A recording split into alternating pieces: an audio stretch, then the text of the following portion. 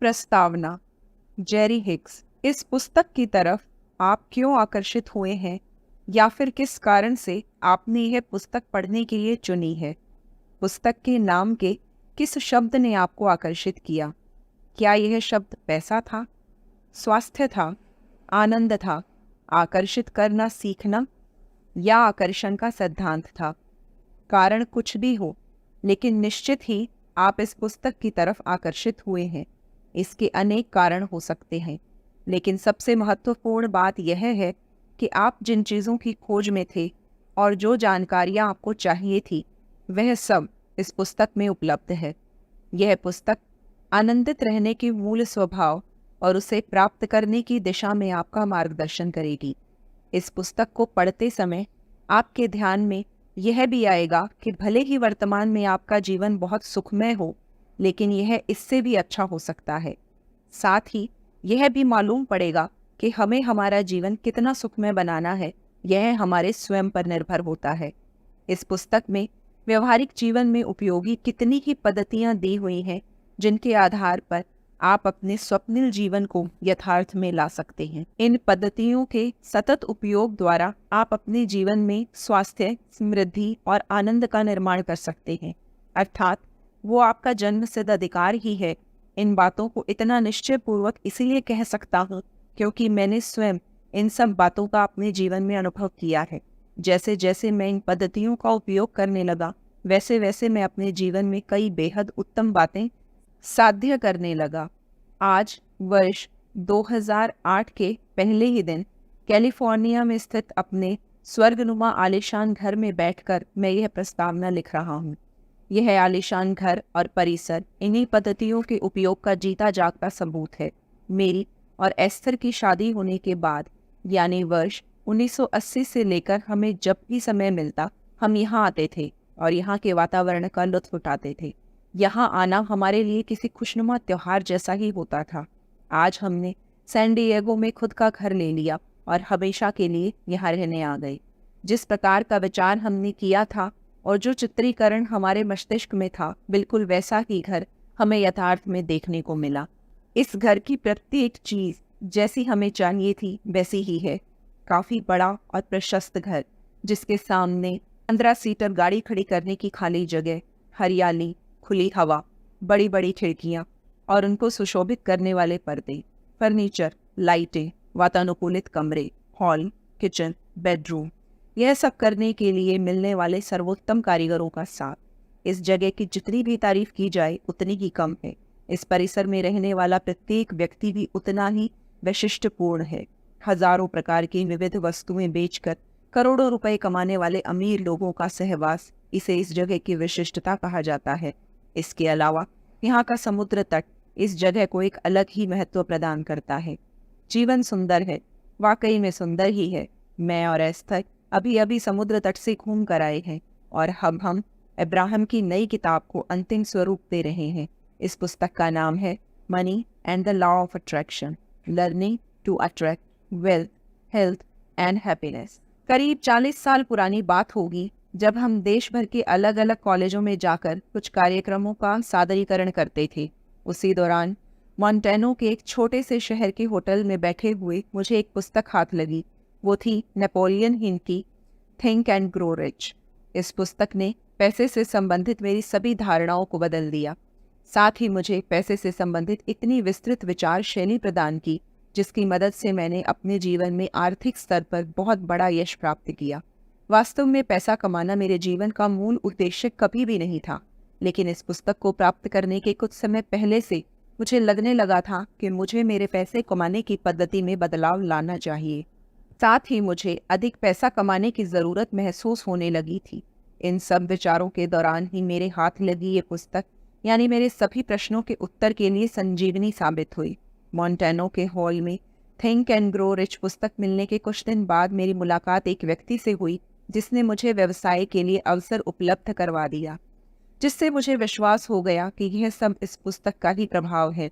मैंने तुरंत उस अवसर को स्वीकार किया और आगे तकरीबन 1 साल उस व्यवसाय में जी तोड़ मेहनत की। मेरी मेहनत रंग लाई और देखते ही देखते मेरा व्यवसाय एक अंतर्राष्ट्रीय कंपनी में तब्दील हो गया। मुझे मेरी अपेक्षाएं यथार्थ में परिवर्तित होती हुई दिखने लगी।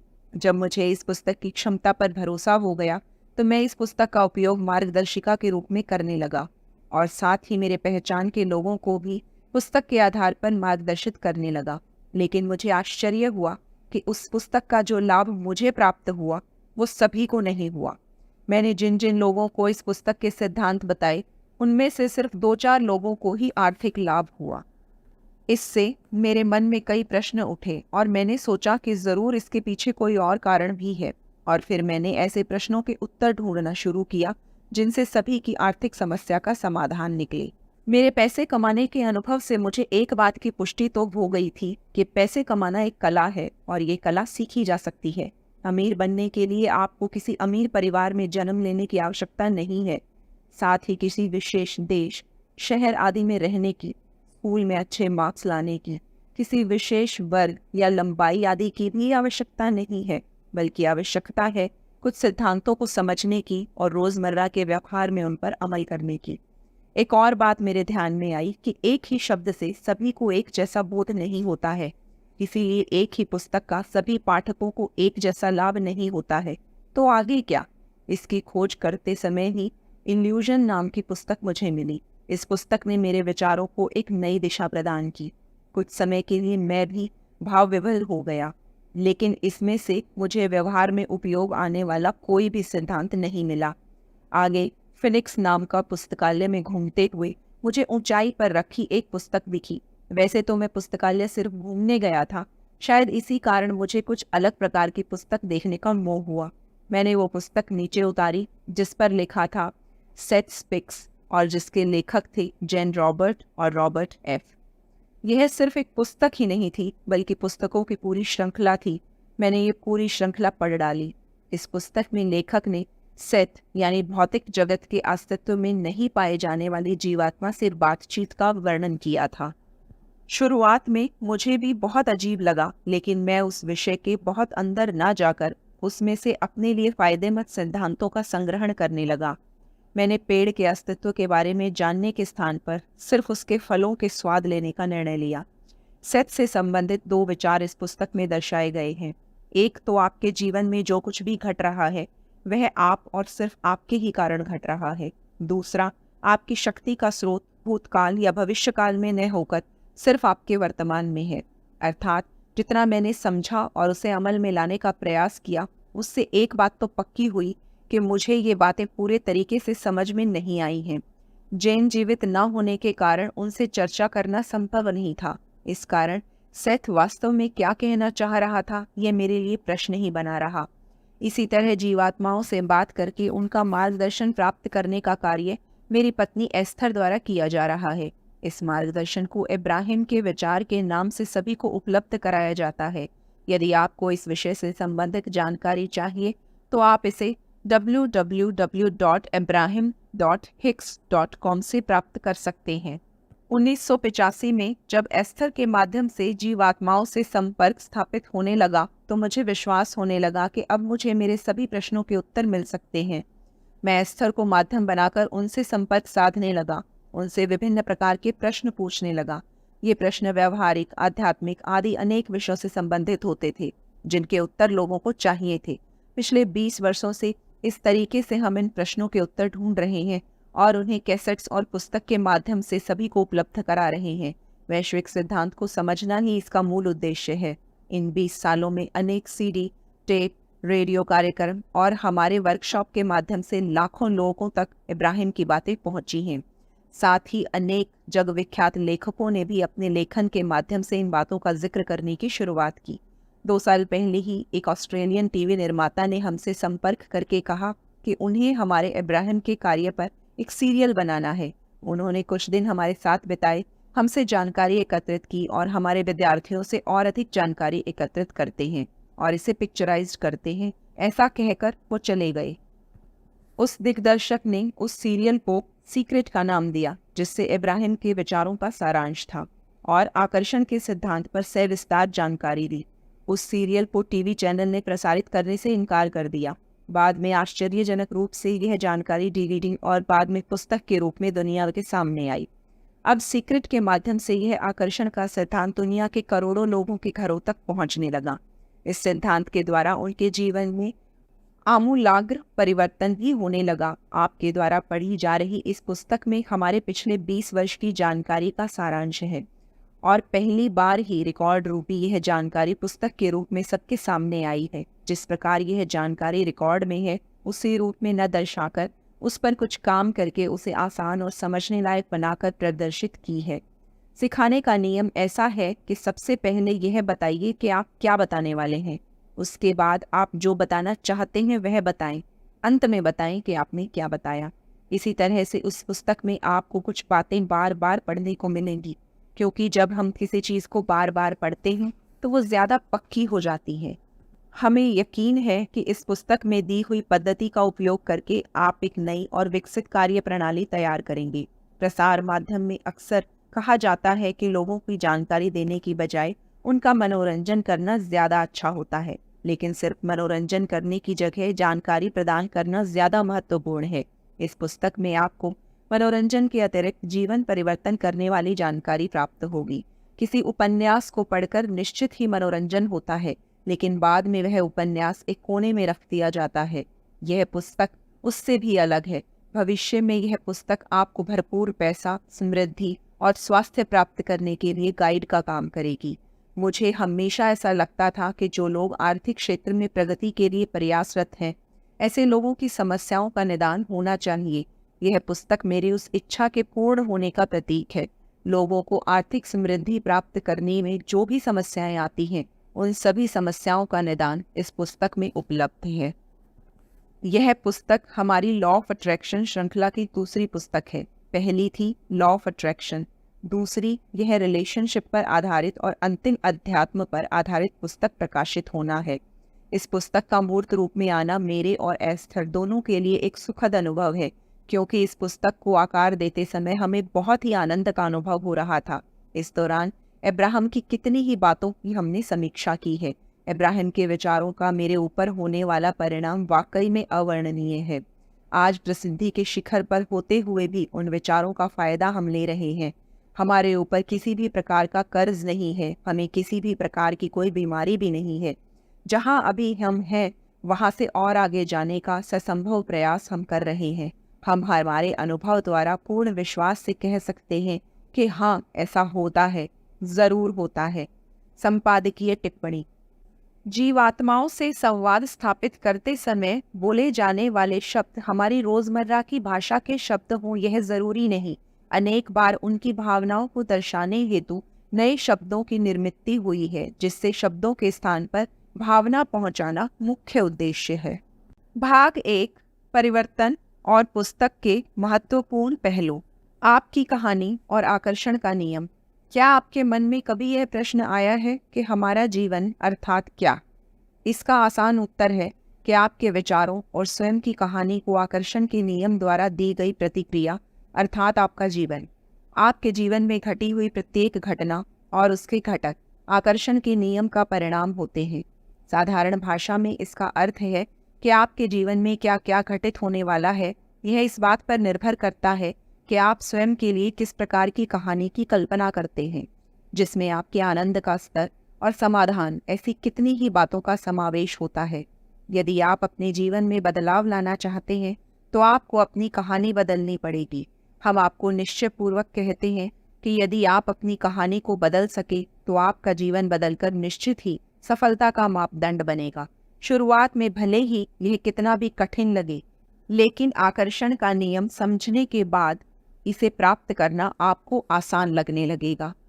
सफलता से दूरी। क्या आपके साथ कभी ऐसा हुआ है कि किसी लक्ष्य को प्राप्त करने के लिए अपने सर्वोत्तम प्रयास देने के बावजूद आप असफल हो जाते हैं? आप सफलता प्राप्त करने के लिए कड़ी मेहनत करते हैं, उससे जुड़े सभी विषयों का अध्ययन करके उसे वास्तविक रूप में दर्शाते भी हैं, किंतु फिर भी आपको सफलता नहीं मिलती। आप सही समय पर, सही जगह पर, सही तरह से काम करते हैं, फिर भी स्थिति में कोई बदलाव दिखाई नहीं देता है।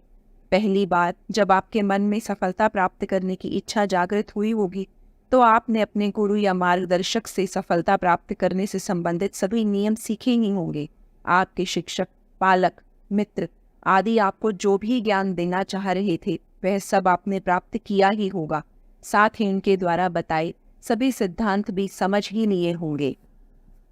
इन नियमों में हमेशा समय की पाबंदी रखना, सर्वोत्तम कार्य करना, मेहनत करने के लिए सदैव तत्पर रहना, ईमानदारी से कार्य करना, सर्वोत्तम काम करने की तपश्चर्या, अपेक्षा से अधिक परिणाम देने के लिए प्रयत्नशील रहना, कष्ट किए बिना फल प्राप्ति नहीं, और सबसे महत्वपूर्ण बात यह है कि आखिर तक उम्मीद नहीं छोड़ना। ऐसे कितने ही नियमों का समावेश है।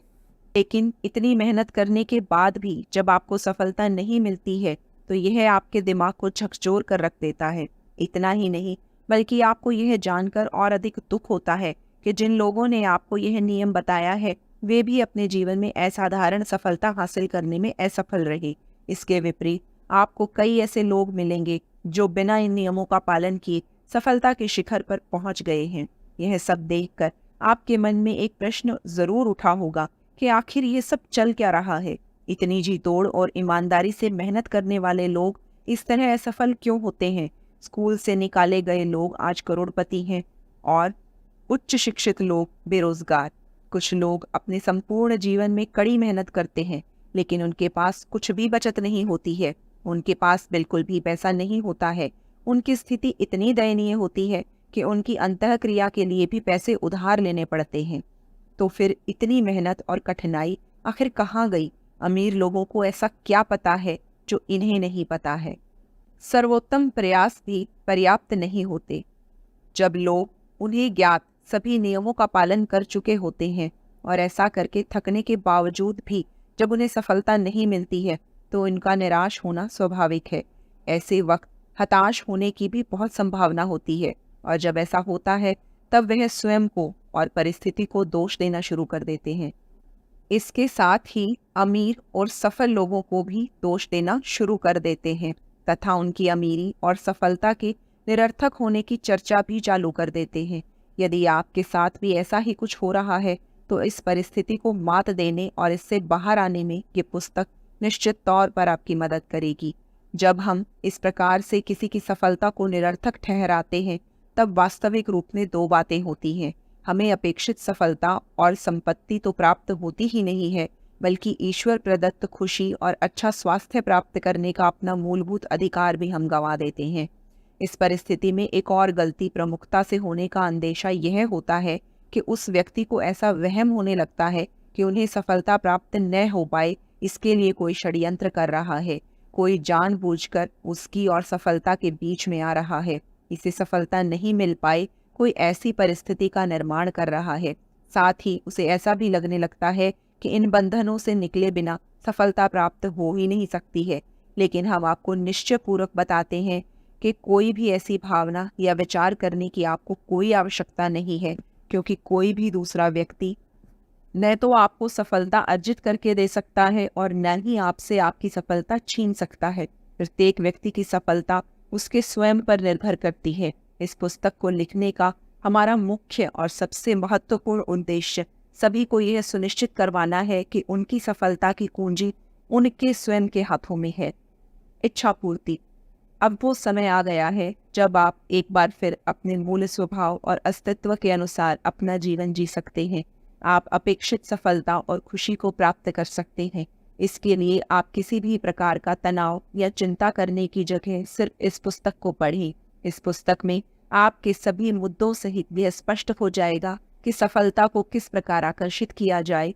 जैसे जैसे आपको यह स्पष्ट होता जाएगा वैसे वैसे आप सफलता के नज़दीक पहुंचते जाएंगे। हमारे अंदर एक स्थायी दुनिया है जिसके कुछ नियम है और यह नियम सार्वभौमिक है। यह नियम आपको खुशी और आनंद प्राप्त करने का विश्वास दिलाते हैं। इस नियम को इस पुस्तक में बहुत ही सरल और रोजमर्रा की जिंदगी में प्रयोग कर सकने वाले रूप में आपके सामने दर्शाया गया है। जैसे ही आप इस सिद्धांत को समझना शुरू करेंगे आप अपने भीतर एक गुप्त शक्ति का अनुभव करेंगे। तत्पश्चात आप भी इस सार्वभौमिक शक्ति के साथ एकाकार हो जाएंगे। यदि प्रकृति में आपके अंदर सफलता अर्जित करने का विचार उत्पन्न करवाने की क्षमता होगी तो उसी प्राकृतिक शक्ति में आपको सफलता अर्जित करवाने की भी क्षमता होगी।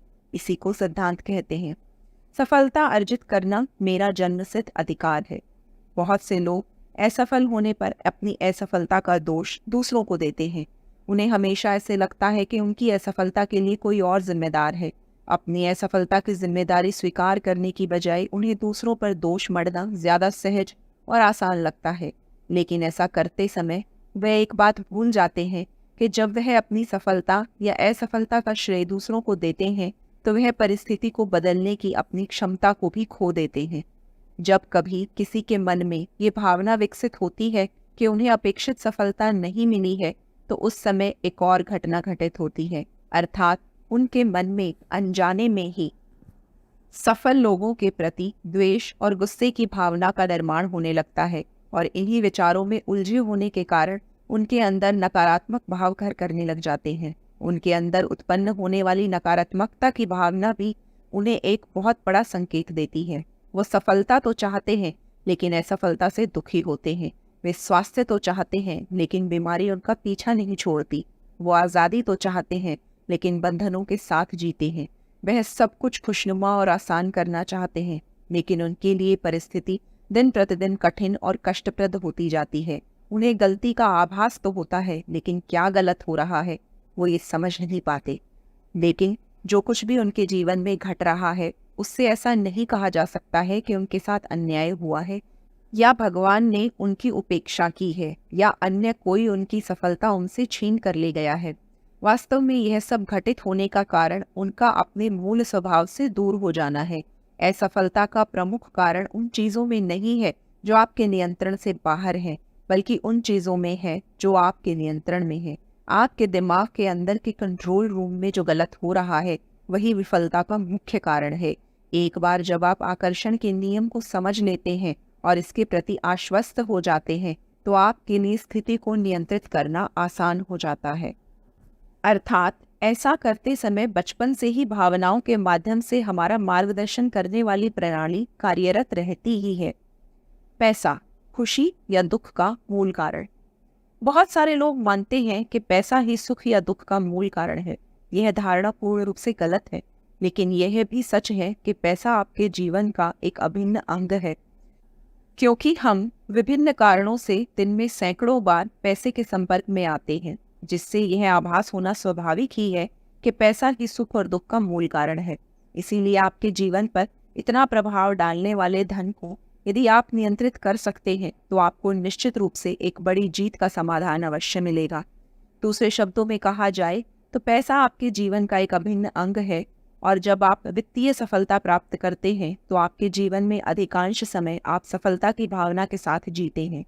यदि आप प्रवाह के साथ बहने की बजाय स्वयं कुछ करने में रुचि रखते हैं, यदि आप अपने जीवन के सूत्र और जिम्मेदारी लेने में रुचि रखते हैं, यदि आप अपने जीवन के उद्देश्य और अस्तित्व के पीछे के कारण को विकसित करना चाहते हैं, तो हमारा मानना है कि यह पुस्तक आपके बहुत काम आएगी। मेरे जीवन में घटनाएं कैसे घटित होती हैं? हमारे लिए यह जानना बहुत ज़रूरी और उपयोगी होगा कि हमारे जीवन में घटनाएं कैसे घटती हैं। इसके साथ ही यह जानना भी ज़रूरी है कि आप कौन हैं और इस शरीर से क्यों जुड़े हैं। इस शरीर से जुड़ने के आपके कुछ बुनियादी कारण थे। आपको एक अच्छा, आकर्षक और सुखी जीवन जीना था। साथ ही समय और अवकाशमय दुनिया में एक शरीर में प्रवेश करके रहने का निर्णय भी आपका अपना ही था। आपको यकीन था कि शरीर के रूप में रहने का आपका यह अनुभव बहुत ही सुखद और खुशी देने वाला होगा। सच कहा जाए तो आप यह भी जानते थे कि इस तरह से अपने आप को शरीर से बांधने से आपको यहाँ की समस्याओं और परिस्थितियों का सामना भी करना पड़ेगा, लेकिन यह अनुभव भी रोमांचक होगा, ऐसा आपका विचार था। यह सब करते समय आपको एक बात का पक्का विश्वास था कि इस जीवन में आपके मन में अनंत इच्छाएं उत्पन्न होंगी, लेकिन आपके मन में चाहे जितनी भी इच्छाएं और आकांक्षाएं क्यों न उठें, उन्हें प्राप्त करने का कौशल आपके पास पहले से ही है। इसी उत्साह और विश्वास के साथ आपने शरीर में प्रवेश किया। इस शरीर के माध्यम से आपको जिंदगी का और दुनिया का अनुभव प्राप्त करना था, और ऐसा निर्णय लेते समय आपके मन में कोई संदेह भी नहीं उठा, क्योंकि आपको अपनी आंतरिक शक्ति पर विश्वास था। इतना ही नहीं, इस जन्म को स्वीकार करते समय आप यह भी जानते हैं कि हम एक मार्गदर्शक प्रणाली के अधिकार के तहत पैदा हो रहे हैं। इसीलिए यह कार्य योजना हमें अपने भीतर की क्षमता और शक्ति दोनों का उपयोग करने का अवसर प्रदान करेगी और उसके द्वारा हम इस जीवन का असली आनंद प्राप्त कर सकते हैं। भले ही आपने एक नए शरीर में जन्म लिया और यह आपके जीवन की एक नई शुरुआत हो, लेकिन निश्चित रूप से यह आपकी शुरुआत नहीं थी। आप एक बहुत ही रचनात्मक और सक्षम व्यक्ति थे जो सिर्फ एक नए शरीर में अवतरित हुए हैं। आप जानते थे कि यह शरीर मुझे अपने हुनर को दुनिया के सामने पेश करने के लिए एक नया मंच प्रदान करने जा रहा है। जीवन के शुरुआती दौर में आप इस नई दुनिया की भाषा भी नहीं जानते थे। आप स्वयं को बधाई देने वाले लोगों के शब्दों को भी नहीं समझ पाते थे। फिर भी आप अपने आसपास के वातावरण और परिस्थितियों का आनंद ले रहे थे। आप समझ रहे थे कि इस दुनिया में आपका स्वागत करने वाले लोगों ने भी इस आनंद का स्वाद चखा है, लेकिन अब उन्होंने इसे खो दिया है। जिस समय आपने एक बालक के रूप में इस धरती पर जन्म लिया, उस समय आप जानते थे कि आप बहुत शक्तिशाली हैं। आपके पास आकर्षण के नियम की ताकत है। आप यह भी जानते थे कि आकर्षण का नियम ही संसार का मूल सार है। यह नियम आपके लिए भी कारगर सिद्ध होगा। आप आज भी यह जानते हैं, आप ही अपने जीवन के असली शिल्पकार हैं। और इससे भी महत्वपूर्ण बात यह है कि आप अपने जीवन में जो कुछ भी हासिल करते हैं, उसे आप रचनात्मकता से नहीं बल्कि अपने आंतरिक विचारों के बल से प्राप्त करते हैं। इसीलिए जब आप एक छोटे बच्चे के रूप में पैदा हुए थे तथा शब्दों और कार्यों के बारे में कुछ ना जानते हुए भी आपको बिल्कुल डर नहीं लगा, क्योंकि आपको अपने सार्वभौमिक अस्तित्व में विश्वास था। आपको आपके जन्म लेने के पीछे का उद्देश्य स्पष्ट था। इसीलिए आप जानते थे कि इस व्यवहारिक दुनिया में जीवन यापन करते समय लगने वाले शब्द और कार्य आपको आसानी से प्राप्त हो जाएंगे। आप यह भी निश्चित रूप से जानते थे कि भले ही आप अपना अगाध और असाधारण ज्ञान इस दुनिया की भाषा में उसी तरह से प्रदर्शित नहीं कर पाए, तो भी इससे कोई फर्क नहीं पड़ेगा, क्योंकि आकर्षण का नियम इन सभी बाधाओं को तोड़कर आपके काम आएगा। इसके अलावा छोटी छोटी गलतियां और प्रयोगों को किस प्रकार संयोजित किया जाए, यह भी आप निश्चित रूप से सीख जाएंगे। आकर्षण के नियम की निरंतरता। अपने जन्म के समय आप एक और बात निश्चित रूप से जानते थे कि आकर्षण का नियम ब्रह्मांड में सभी जगह समान रूप से कार्य करता है। सभी चीज़ों की जड़ में तरंगें होती हैं और आकर्षण का नियम तरंगों पर निर्भर करता है। आप जानते थे कि जीवन की घटने वाली घटनाएं बार बार आपको इस नियम की याद दिलाती रहेंगी। तरंगों का नियम काफ़ी आसान है। यह नियम कहता है कि समान तरंगे एक दूसरे को आकर्षित करती हैं और विपरीत तरंगे एक दूसरे को प्रतिकर्षित करती हैं। यह सब जानने के बाद भी आपने अपने आसपास के लोगों को यह समझाने की कोशिश नहीं की, क्योंकि आपको विश्वास था कि आपका जीवन उनके लिए आदर्श रूप में काम करेगा। आपको यह जानने या चिंता करने की भी ज़रूरत नहीं थी कि आप किस तरह की तरंगे पैदा कर रहे हैं, क्योंकि उसका जवाब आपको अपने जीवन से तुरंत ही मिल रहा था। जिस प्रकार की तरंगे आप पैदा कर रहे थे, उसी तरीके की घटनाएं आपको प्रतिक्रिया के रूप में मिल रही थी। उदाहरण के तौर पर, जब आपके अंदर असफलता या हार का भाव पैदा होता है, तो उस समय आपको ऐसे लोग नहीं मिलते हैं या फिर ऐसे लोगों तक आप नहीं पहुंच पाते हैं जो आपको उस विफलता से बाहर निकलने में मदद करें। आप उन्हें ढूंढने का प्रयास करें, तब भी आपको वो नहीं मिलते हैं। इसके विपरीत जो लोग आपको मिलते हैं, वे आपकी मदद तो नहीं करते हैं, उल्टा आपकी असुरक्षा की भावना को और अधिक बढ़ा देते हैं। जब आप किसी के द्वारा किए गए दुर्व्यवहार को महसूस करते हैं, तो दुर्व्यवहार की यह भावना आपके आसपास वैसी ही परिस्थिति का निर्माण करती है और आपको अच्छा व्यवहार प्राप्त करने के मार्ग में बाधा बनती है। जब आप आर्थिक तंगी के दौर में होते हैं, तो उस माहौल की उदासी और डर आपको धन प्राप्त करने के अवसर दोनों से ही वंचित कर देता है। इस घटना का मूल कारण पैसा कमाने में असमर्थता नहीं, बल्कि आकर्षण का नियम होता है। इस नियम के अनुसार आपका डर और असफलता की भावना असफलता को ही आकर्षित करती है। जब आप स्वयं को गरीब समझने लगते हैं, तो गरीबी ही आपकी ओर आकर्षित होती है, और जब आप स्वयं को समृद्ध समझते हैं, तो समृद्धि आपकी तरफ आकर्षित होती है। यह नियम निरंतर कार्यरत है। यदि आपने सूक्ष्मता से इसका अध्ययन किया, तो यह जीवन के अनुभवों के द्वारा आपका मार्गदर्शन भी करता है। जब आप समझने लगते हैं कि जो कुछ भी आप सोचते हैं वही आपको मिलता है और आपको वैसे ही अनुभव भी आते हैं, तो आप मान सकते हैं कि जो आप करना चाहते हैं उसकी मास्टर चाबी आपको मिल गई है। तरंग या स्पंदन वास्तव में क्या? जब हम तरंग या स्पंदन शब्द का उपयोग करते हैं, तो इसका उद्देश्य आपको अपने वास्तविक अस्तित्व का एहसास कराना है। क्योंकि आपके अस्तित्व सहित सब कुछ स्पंदन पर आधारित है। इस ऊर्जा परिवर्तन को हम कोई नाम दे सकते हैं, लेकिन सभी का एक ही अर्थ है। जब हम तरंग या स्पंदन शब्द का प्रयोग करते हैं तो इसका उद्देश्य आपको अपने वास्तविक अस्तित्व का एहसास कराना होता है, क्योंकि आपके अस्तित्व सहित सब कुछ स्पंदन पर आधारित है। इस ऊर्जा परिवर्तन को हम कई नाम दे सकते हैं, लेकिन सभी का अर्थ एक ही है। स्पंदन किस तरह से काम करता है, इसे समझने का सबसे आसान माध्यम ध्वनि है। जब कुछ वाद्य यंत्रों को तेज आवाज में स्पीकर पर बजाया जाता है तो लोगों को स्पंदन विस्तार से समझ में आता है। दरअसल हम जो कुछ भी सुनते हैं वह स्पंदन ही होते हैं। उस स्पंदन का हम अपने अनुभव के आधार पर अर्थ निकालते हैं और जो बताया गया है उसको समझने का प्रयत्न करते हैं। आप जो भी कुछ सुनते हैं उस स्पंदन से आप स्वयं का एक अर्थ लगाते हैं। इतना ही नहीं, आपकी पांचों इंद्रियां अर्थात नाक, कान, आंखें, जीभ और त्वचा आपके आसपास होने वाले स्पंदनों को अनुभव करते हैं और आप उस स्पंदन से कुछ अर्थ निकालते हैं। इसीलिए जब आप इस स्पंदन को समझने लगेंगे और उसकी गहराइयों में जाएंगे, तब आपको अपने असली अस्तित्व की पहचान होगी। उस मूलभूत अवस्था में भी आपको सिर्फ लयबद्ध स्पंदन की ही पहचान होगी। और जब आप इस बात को अपने अनुभव द्वारा समझ जाएंगे, तभी आपको हमारे द्वारा बताए गए स्पंदन का वास्तविक अर्थ भी समझ में आएगा। आपको चारों तरफ अस्तित्व में, हवा में, पानी में जो भी कुछ दिख रहा है वह सिर्फ स्पंदन है। यह सभी स्पंदन आकर्षण के सिद्धांत द्वारा कार्य करते हैं। यह स्पंदन आपके जीवन का अभिन्न अंग होते हैं और आप इसे स्वयं से अलग नहीं कर सकते। वास्तव में इसकी कोई आवश्यकता भी नहीं होती है, क्योंकि यह काम आकर्षण का नियम स्वयं करता है। वह समान स्पंदनों को आकर्षित करता है और विपरीत प्रकार के स्पंदनों को दूर करता है। आपके हृदय में पैदा होने वाली भावना सबसे शक्तिशाली स्पंदन है। यह आपके शरीर को किसी भी इंद्रिय द्वारा अनुभव किए गए स्पंदन से भी अधिक प्रभावशाली रूप से कार्य करती है।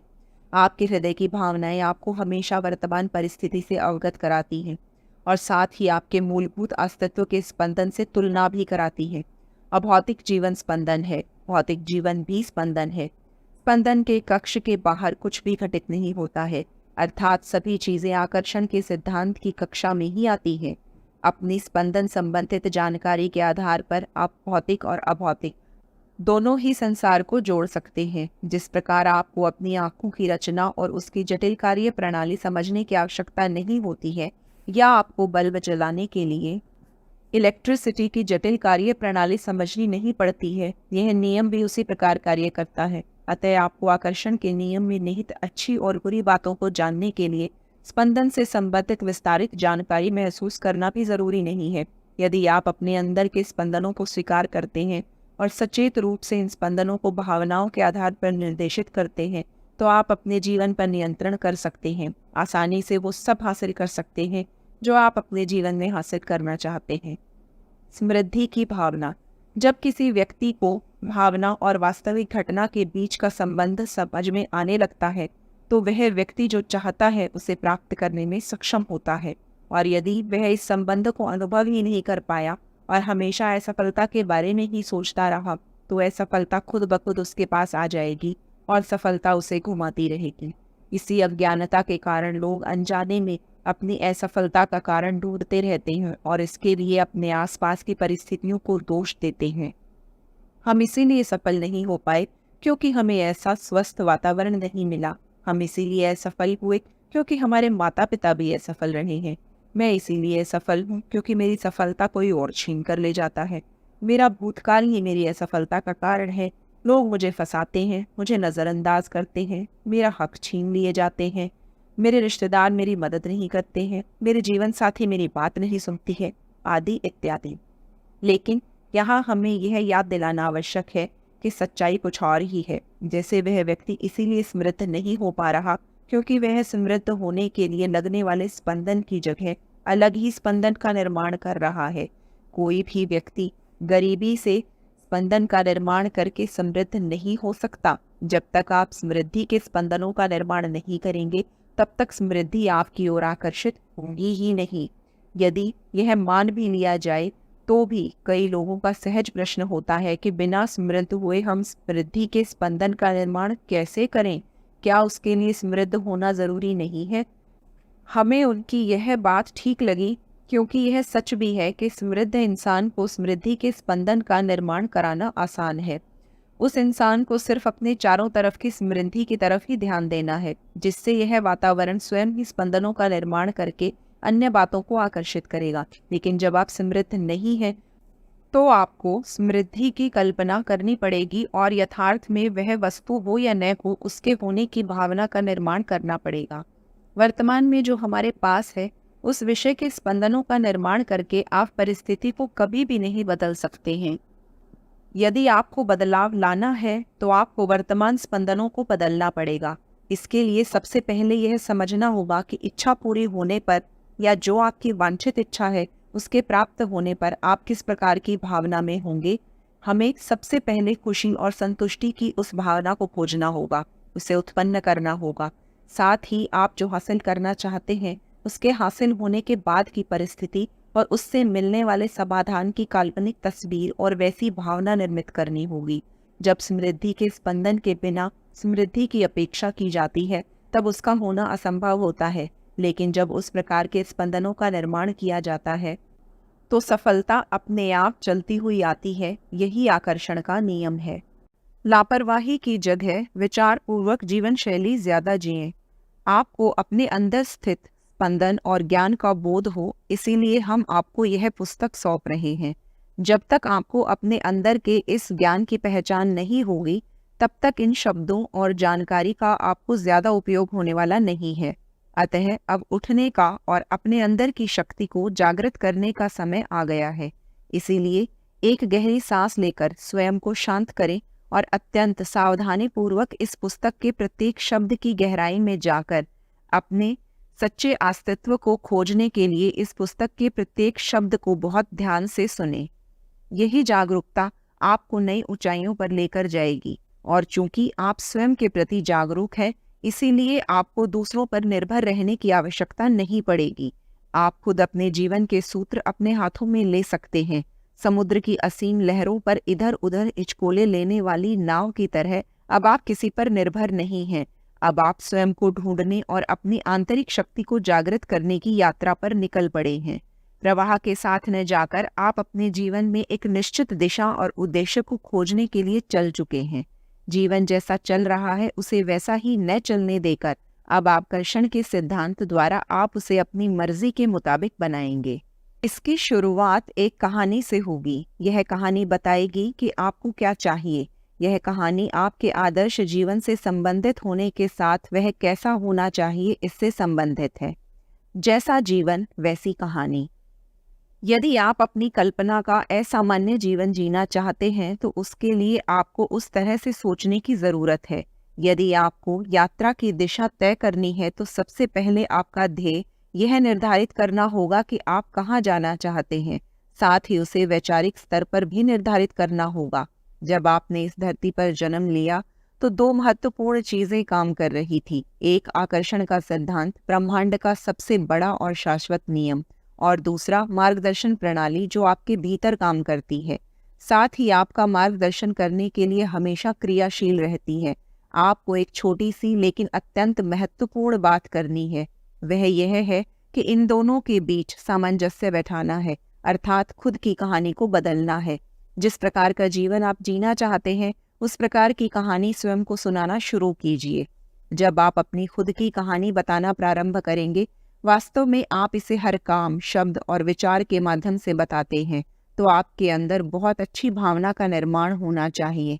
वस्तुतः प्रत्येक घटना और काम में दो प्रकार की चीजें होती हैं, एक सकारात्मक और दूसरी नकारात्मक। आपको इन दोनों में से सही का चुनाव करना है। इसी तरह आपको जो नहीं चाहिए उसे अनदेखा करने और जो चाहिए उस पर ध्यान केंद्रित करने की कला सीखनी पड़ती है, क्योंकि प्रत्येक बात के एक नहीं बल्कि दो पहलू होते हैं, एक जो आप चाहते हैं और दूसरा जो आप नहीं चाहते हैं। इसीलिए आज आप जो लक्ष्य बना रहे हैं उसका अध्ययन करें और जो आप नहीं चाहते हैं उसे अनदेखा करने की कला सीखें। विषय 1, पक्ष 2। नीचे कुछ उदाहरण दिए गए हैं जिनके द्वारा आपको प्रत्येक विषय के दोनों पक्षों की पहचान होगी। समृद्धि, समृद्धि का अभाव है गरीबी। स्वास्थ्य, स्वास्थ्य का अभाव है बीमारी। आनंद, आनंद का अभाव है दुख। स्पष्टता, स्पष्टता का अभाव है संभ्रम। उत्साही, उत्साह का अभाव है निरुत्साही। ज्ञान, ज्ञान का अभाव है शंका। पसंद, पसंद का अभाव है उबाऊ। मैं यह कर सकता हूँ, मैं यह नहीं कर सकता। मुझे यह खरीदना है, यह मेरे बजट में नहीं है। मुझे अच्छा लग रहा है, मुझे अच्छा नहीं लग रहा है। मुझे और पैसे चाहिए, मेरे पास पर्याप्त पैसे नहीं हैं। मुझे और पैसा चाहिए, मुझे और पैसे कैसे अर्जित करें ये पता ही नहीं। मुझे और पैसा चाहिए, उस आदमी को मुझसे अधिक पैसे मिलते हैं। मुझे और दुबला होना है, मैं मोटा हूँ। मुझे नई कार चाहिए, मेरी कार पुरानी है। जब आपने इस लिस्ट को पढ़ा होगा तब खुद ब खुद ही आपके ध्यान में आया होगा कि इन दोनों शब्दों में से हमारे लिए कौन से शब्दों का प्रयोग करना उपयुक्त है। लेकिन एक बात आप भूल रहे हैं कि जब आप इस लिस्ट को पढ़ते हैं उस समय क्या होना चाहिए की अपेक्षा क्या है, यह बताना ज़्यादा आसान लगता है, लेकिन हमें क्या है यह बताने की जगह क्या चाहिए यह बताना चाहिए। वास्तविक स्थिति क्या है इसे बताने की आदत ही उसे प्राप्त करने में सबसे बड़ी बाधा बन जाती है। इस पुस्तक में ऐसे कितने ही उदाहरण हैं, ऐसे कामों के बारे में बताया गया है जिससे क्या है क्या चाहिए की ओर की यात्रा करना आसान होगा। अगर आपको ऐसा लगता है कि आकर्षण के नियम ने आपके जीवन में चमत्कार करना चाहिए तो आपको एक नई कहानी बताने की शुरुआत करनी चाहिए। आज की कहानी, यदि आप एक नई कहानी बनाना चाहते हैं तो सबसे पहला कदम पुरानी कहानी को सुनना है। अभी आप कौन सी कहानी सुना रहे हैं उसका निरीक्षण करें, उन शब्दों का अध्ययन करें, उन शब्दों को बीच में से तोड़कर स्वयं से कहें कि मुझे पता है कि मुझे क्या नहीं चाहिए और मुझे यह भी पता है कि मुझे क्या चाहिए। इसके बाद मुझे जो नहीं चाहिए उसको दरकिनार करके क्या चाहिए उसके लिए वाक्य तैयार करें। मुझे इस पुरानी और खराब कार पर गुस्सा आ रहा है। मुझे नई आकर्षक और अप्रतिम कार चाहिए। मैं मोटी हूँ, मुझे दुबला होना है। मेरा बॉस मेरी तारीफ नहीं करता, मुझे मेरे बॉस की तरफ से तारीफ मिलनी चाहिए। बेशक वाक्य बदलने से आपको नई कार नहीं मिलने वाली, न ही आप ज़्यादा दुबले हो जाएंगे, न ही आपका बॉस तुरंत आपकी प्रशंसा को चालू करेगा, लेकिन ऐसा करने से आपका ध्यान उस वक्त उस और जाएगा जो आप चाहते हैं। आप परिवर्तन को समझना शुरू कर देंगे, उसकी परिणति स्पंदन बदलने में होगी। जैसे ही आपके स्पंदन बदलने लगते हैं अपने आप आपके आकर्षण का केंद्र बदलता है और आकर्षण के नियमानुसार आपको मिलने वाली चीज़ें भी बदलने लगती हैं। जैसे जैसे आपको प्रकृति से चीज़ें मिलना शुरू होती हैं आपकी भावना और स्पंदन और अधिक सकारात्मक होते जाते हैं। परिवर्तन की प्रक्रिया द्वारा जीवन का परिवर्तन। परिवर्तन की प्रक्रिया का सबसे पहला कदम यह जानना होता है कि प्रत्येक विषय के दो पहलू होते हैं। तत्पश्चात जो आपको चाहिए उस विषय का विचार करना और उससे संबंधित शब्दों का प्रयोग करना।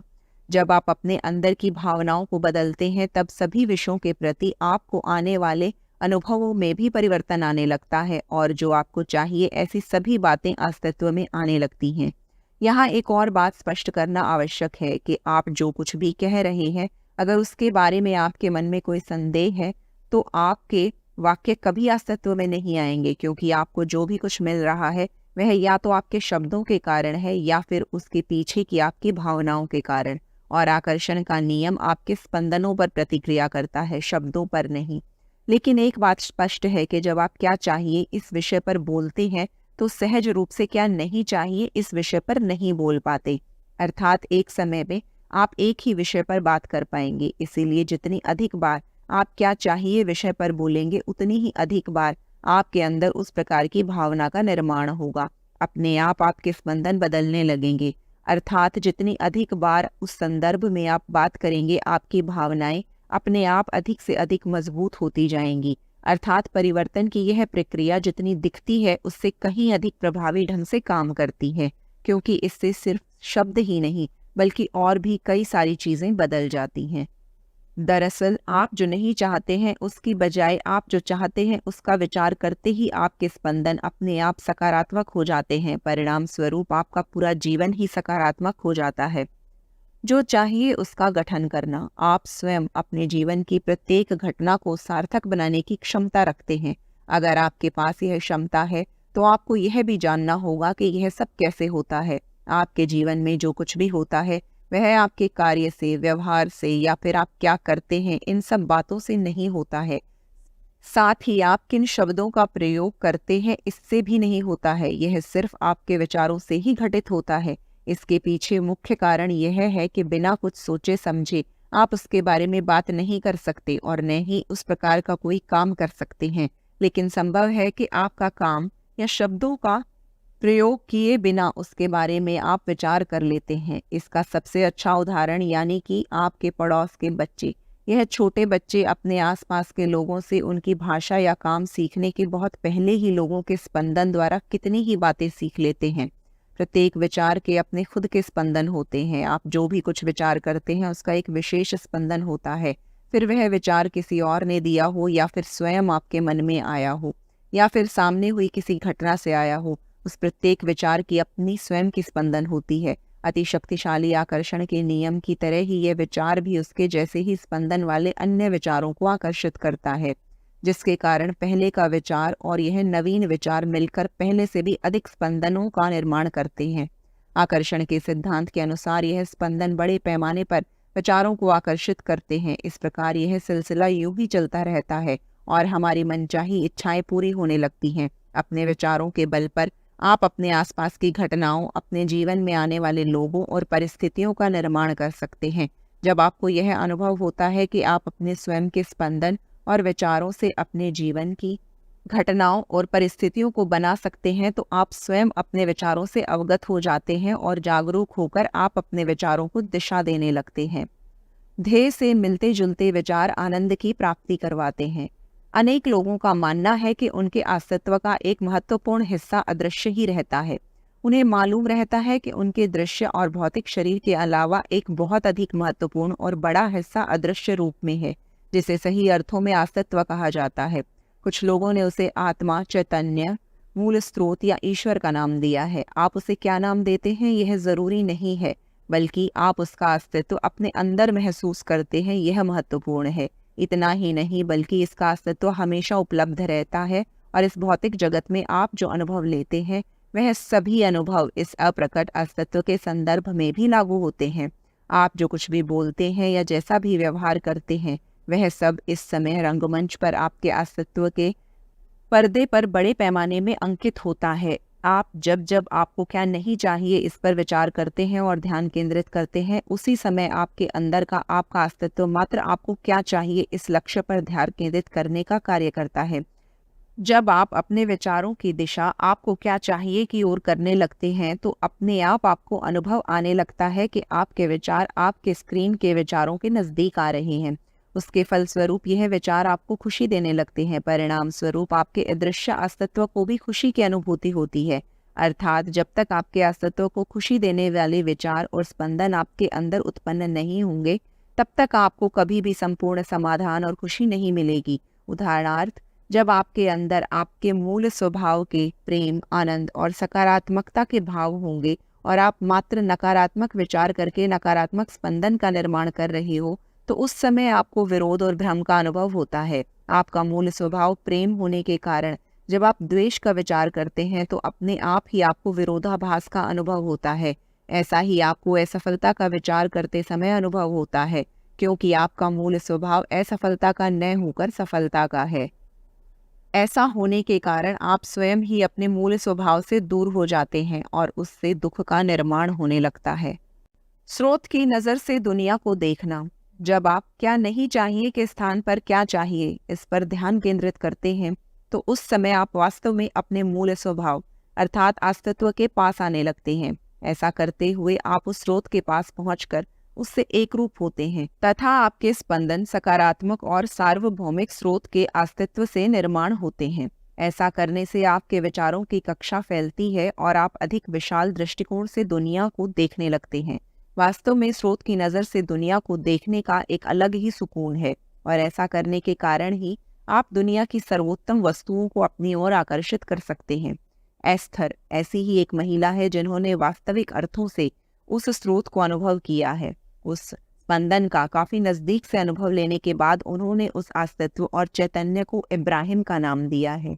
उन्होंने अपने स्पंदनों को इतने ऊंचे स्तर पर रखा था कि उन्हें इब्राहिम की स्पंदन भी महसूस होने लगी और उस स्पंदन में वह एक रूप हो गई। इस कला से अवगत होने के बाद एस्थर पिछले कई वर्षों से उस शक्ति के साथ एक रूप होती आई है, बल्कि यह भी कहा जा सकता है कि यह अनुभव उनका स्वभाव बन गया है।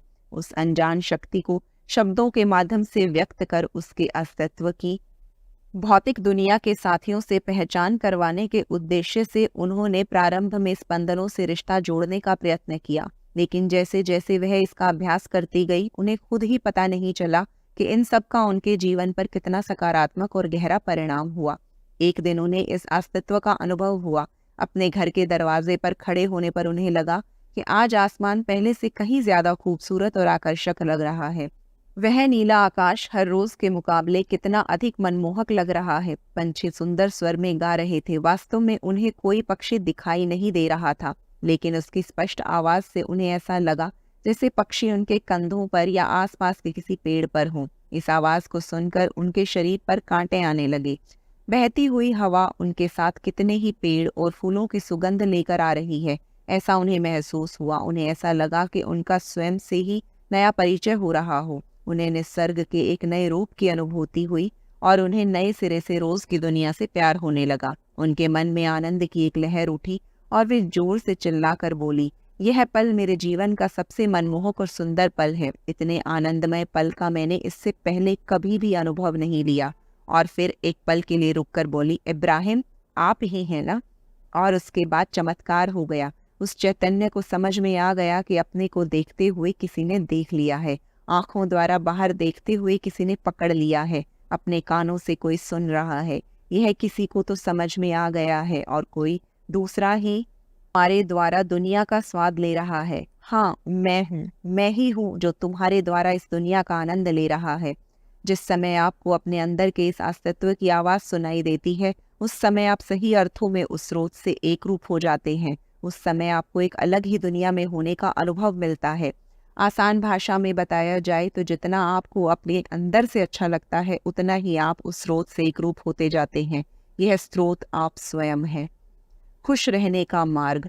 उस दिन ऐसा होने का एक महत्वपूर्ण कारण था। एस्थर ने काफी पहले से ही खुद को स्पंदन से जोड़ना शुरू कर दिया था। वह सुबह से खुश होने के कारणों की तलाश कर रही थी। जैसे ही सुबह हुई, वह खुशी के क्षणों की तलाश करने लगी। खुशी के एक पल ने खुशी के एक और पल को आमंत्रित किया और इस तरह उसका पूरा दिन आनंदमय हो गया।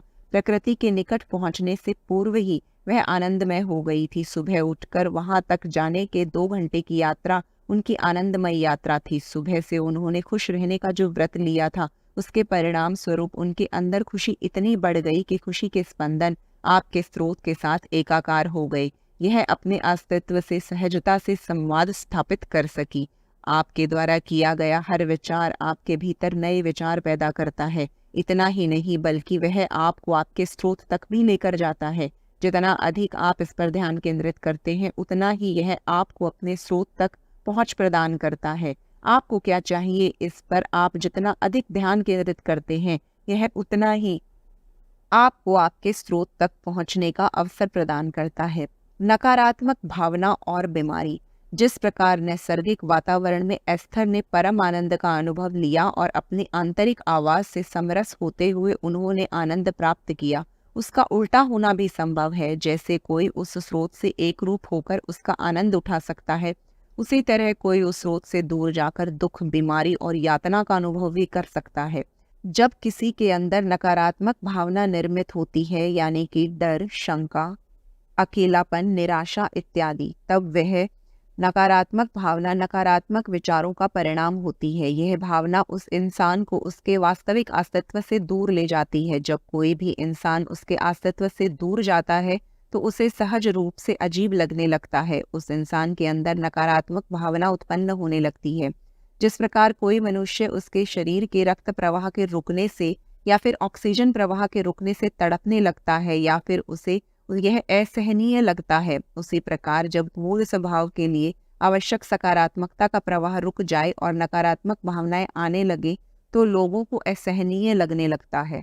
हम पहले ही देख चुके हैं कि हर विषय के 2 पहलू होते हैं, एक क्या चाहिए और दूसरा क्या नहीं चाहिए। यह एक ऐसी लकड़ी की तरह है जिसके दोनों सिरों पर 2 चीजें हैं। एक सिरे पर स्वास्थ्य, दूसरे सिरे पर बीमारी। एक सिरे पर खुशी तो दूसरे सिरे पर दुख। लोगों को बुखार इसीलिए नहीं आता कि वह स्वास्थ्य की उपेक्षा करते हैं, बल्कि इसीलिए आता है कि मुझे वह बीमारी नहीं चाहिए, मुझे बीमारी नहीं चाहिए। वो इस पर ध्यान केंद्रित करते हैं। जब आप किसी चीज पर अपना ध्यान केंद्रित करते हैं तो आकर्षण के नियम के अनुसार आपका आंतरिक अस्तित्व भी उसी चीज की ओर आकर्षित होता है, जिससे आप अपने अंदर उस तरह के स्पंदन पैदा करते हैं जो बीमारी को अपनी ओर आकर्षित करते हैं। यह बीमारी आपके विचारों के द्वारा दिए गए आमंत्रण का ही परिणाम होता है। वह स्वयं न आकर आपके विचारों के चयन का परिणाम होता है। बुरा लगने से अच्छा लगने तक का परिवर्तन। जीवन में सभी को खुश रहने की इच्छा होती है, लेकिन उन्हें ऐसा लगता है कि जब उनके आसपास की परिस्थिति अच्छी होगी तभी वो खुश हो पाएंगे। अर्थात कुछ लोग अपने चारों ओर की परिस्थिति को देखकर निर्धारित करते हैं कि उन्हें अच्छा लगना चाहिए या बुरा। यदि उन्हें अच्छी परिस्थिति दिखी तो वह खुश होते हैं। कुछ लोगों की ऐसी धारणा रहती है कि अपने आसपास की परिस्थिति बदलना उनके हाथ में नहीं है, इसीलिए वो हमेशा दुखी रहते हैं। इसीलिए जब लोग यह समझने लगते हैं कि प्रत्येक विषय के दो पक्ष होते हैं, तो अपने आप ही वह उस विषय का दूसरा और ज्यादा सकारात्मक पक्ष देखने लगते हैं। इसे ही परिवर्तन की प्रक्रिया कहते हैं। इसमें लक्ष्य को अच्छी और सकारात्मक घटनाओं की तरफ केंद्रित करना होता है। एक बार जब आप किसी भी प्रकार से किसी भी स्थिति में जो चाहते हैं उसे देखना शुरू कर देते हैं, तो आप स्वयं ही अपने स्पंदनों के अंतर को समझना शुरू कर देते हैं। इसके परिणाम स्वरूप आपके आसपास की परिस्थितियां भी बदलने लगती हैं। इच्छाओं में एक रूपता। परिवर्तन की यह प्रक्रिया बहुत ही आसान है। जब आप किसी भी प्रकार की नकारात्मक भावना का अनुभव करते हैं, तब यह समझना चाहिए कि जो आपको चाहिए आप उससे दूर हो गए हैं। अतः तुरंत उस भावना को बदलें और जो आपको चाहिए उसका विचार करना प्रारंभ करें। अनेक बार लोगों को यही मालूम नहीं होता है कि उन्हें क्या चाहिए और क्या नहीं चाहिए। इसके मालूम करने का मौका उन्हें हमेशा मिलता रहता है। जब आपको किसी भी बात का बुरा लगता है तभी वह मौका है, ऐसा समझना चाहिए।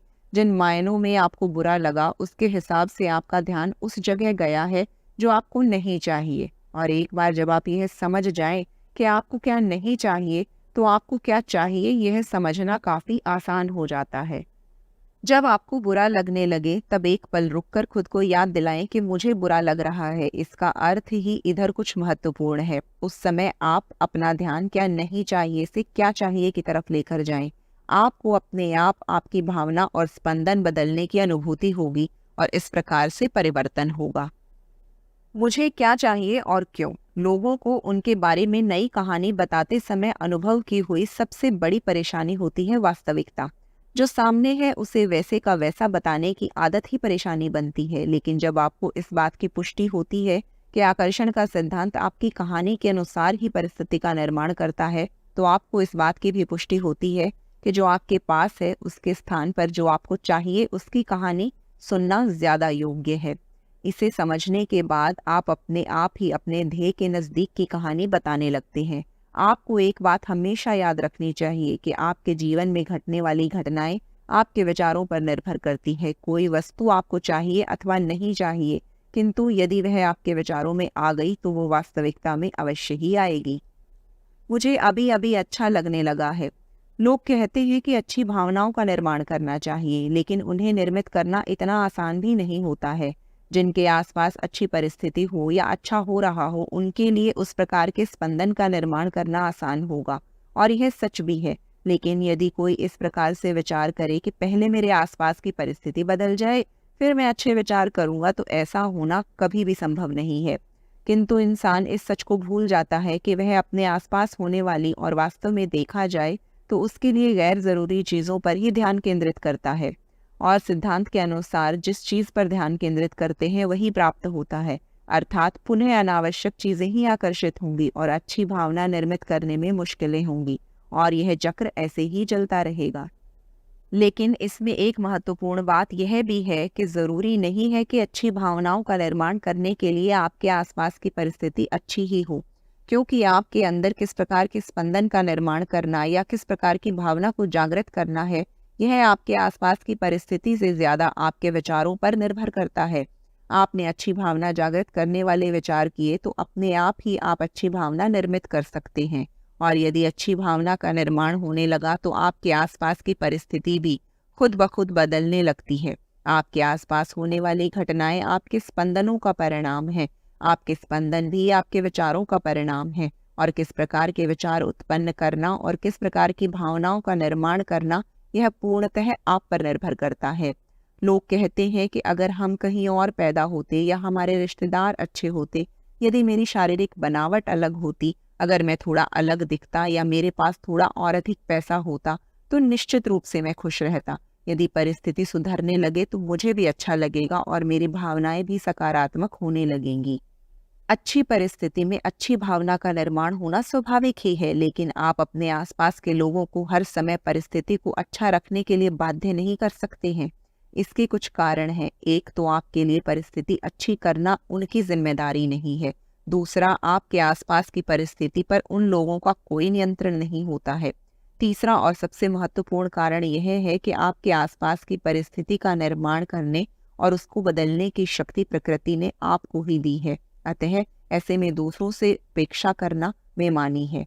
अतः आप ही विचार करके निर्धारित करें कि सिर्फ अच्छा और अच्छा ही देखेंगे और अपना ध्यान सिर्फ सकारात्मक और अच्छी भावनाओं का निर्माण करने वाली बातों पर ही केंद्रित करेंगे।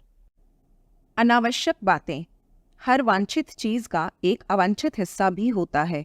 इस संसार में व्याप्त कण कण में आवश्यक और अनावश्यक दोनों की भागीदारी होती है। जब आप इस भाग में अनावश्यक बात की तरफ नहीं चाहिए इस उद्देश्य से ध्यान केंद्रित करते हैं, तब आकर्षण के नियमानुसार अनजाने में आप उस अनावश्यक बात को ही आकर्षित कर रहे होते हैं। यह संसार व्यापक पद्धति से कार्य करता है और इसमें आप कुछ भी बदलाव नहीं कर सकते या फिर कोई चीज़ मुझे नहीं चाहिए ऐसा नहीं कह सकते हैं। यदि आपने जो चीज़ आपको चाहिए उस पर लक्ष्य केंद्रित किया तो उसका अर्थ है कि वह चीज़ मुझे चाहिए, वह मेरे पास होना चाहिए। लेकिन जब आप ऐसी चीज़ पर लक्ष्य केंद्रित करते हैं जो आपको नहीं चाहिए, तो इसका अर्थ भी इसी संदर्भ में लिया जाता है कि वह चीज़ भी आपको चाहिए। इस प्रक्रिया में जिस चीज़ पर ध्यान केंद्रित किया जाता है वह आपके पास आना निश्चित है। आप उसे टाल नहीं सकते हैं। आपके आसपास का परिसर आवश्यक और अनावश्यक ऐसी दोनों ही प्रकार की बातों से भरा हुआ होता है। आपको योग्य का चयन करना है। अपने योग्य चयन करके उसके संदर्भ की आपको आनंद लेने वाली कहानी चुननी है और वह कहानी स्वयं को सुनाने लगना है, और वैसे ही लोग और परिस्थिति आपके पास होने लगेंगी। आवश्यक या अनावश्यक। कभी कभी आपको ऐसा लग सकता है कि आपने अपना ध्यान आपको जो चाहिए उस पर केंद्रित किया है, लेकिन परिस्थिति इसके विपरीत भी हो सकती है। आप कितना सकारात्मक होकर बात करते हैं या कितना हंसकर बात करते हैं, यह इस पर निर्भर नहीं करता है, बल्कि उस वाक्य को बोलते समय आपके अंदर किस प्रकार की भावना का निर्माण हो रहा है, यह सब उस पर निर्भर करता है। जब आप अपनी उस भावना के प्रति जागरूक रहते हैं, तभी आप सही मायनों में अपने स्पंदन के विषय में निश्चिंत हो सकते हैं। समस्या की जगह समाधान पर ध्यान केंद्रित करें। मौसम विभाग ने सूखा पड़ने का संकेत दिया था। टेक्सास शहर में अपने शहर में घूम रही एस्थर को भी आसपास की परिस्थिति के अनुसार इस बात का अंदाजा हो रहा था। आसपास का सूखा क्षेत्र और सूखी हुई घास परिस्थिति की भयावता को बयान कर रही थी। पक्षियों के पानी पीने के लिए रखे हुए बर्तन भी कुछ ही समय में दोबारा खाली हो रहे थे। हिरन पानी की खोज में इधर उधर दौड़ते नजर आ रहे थे।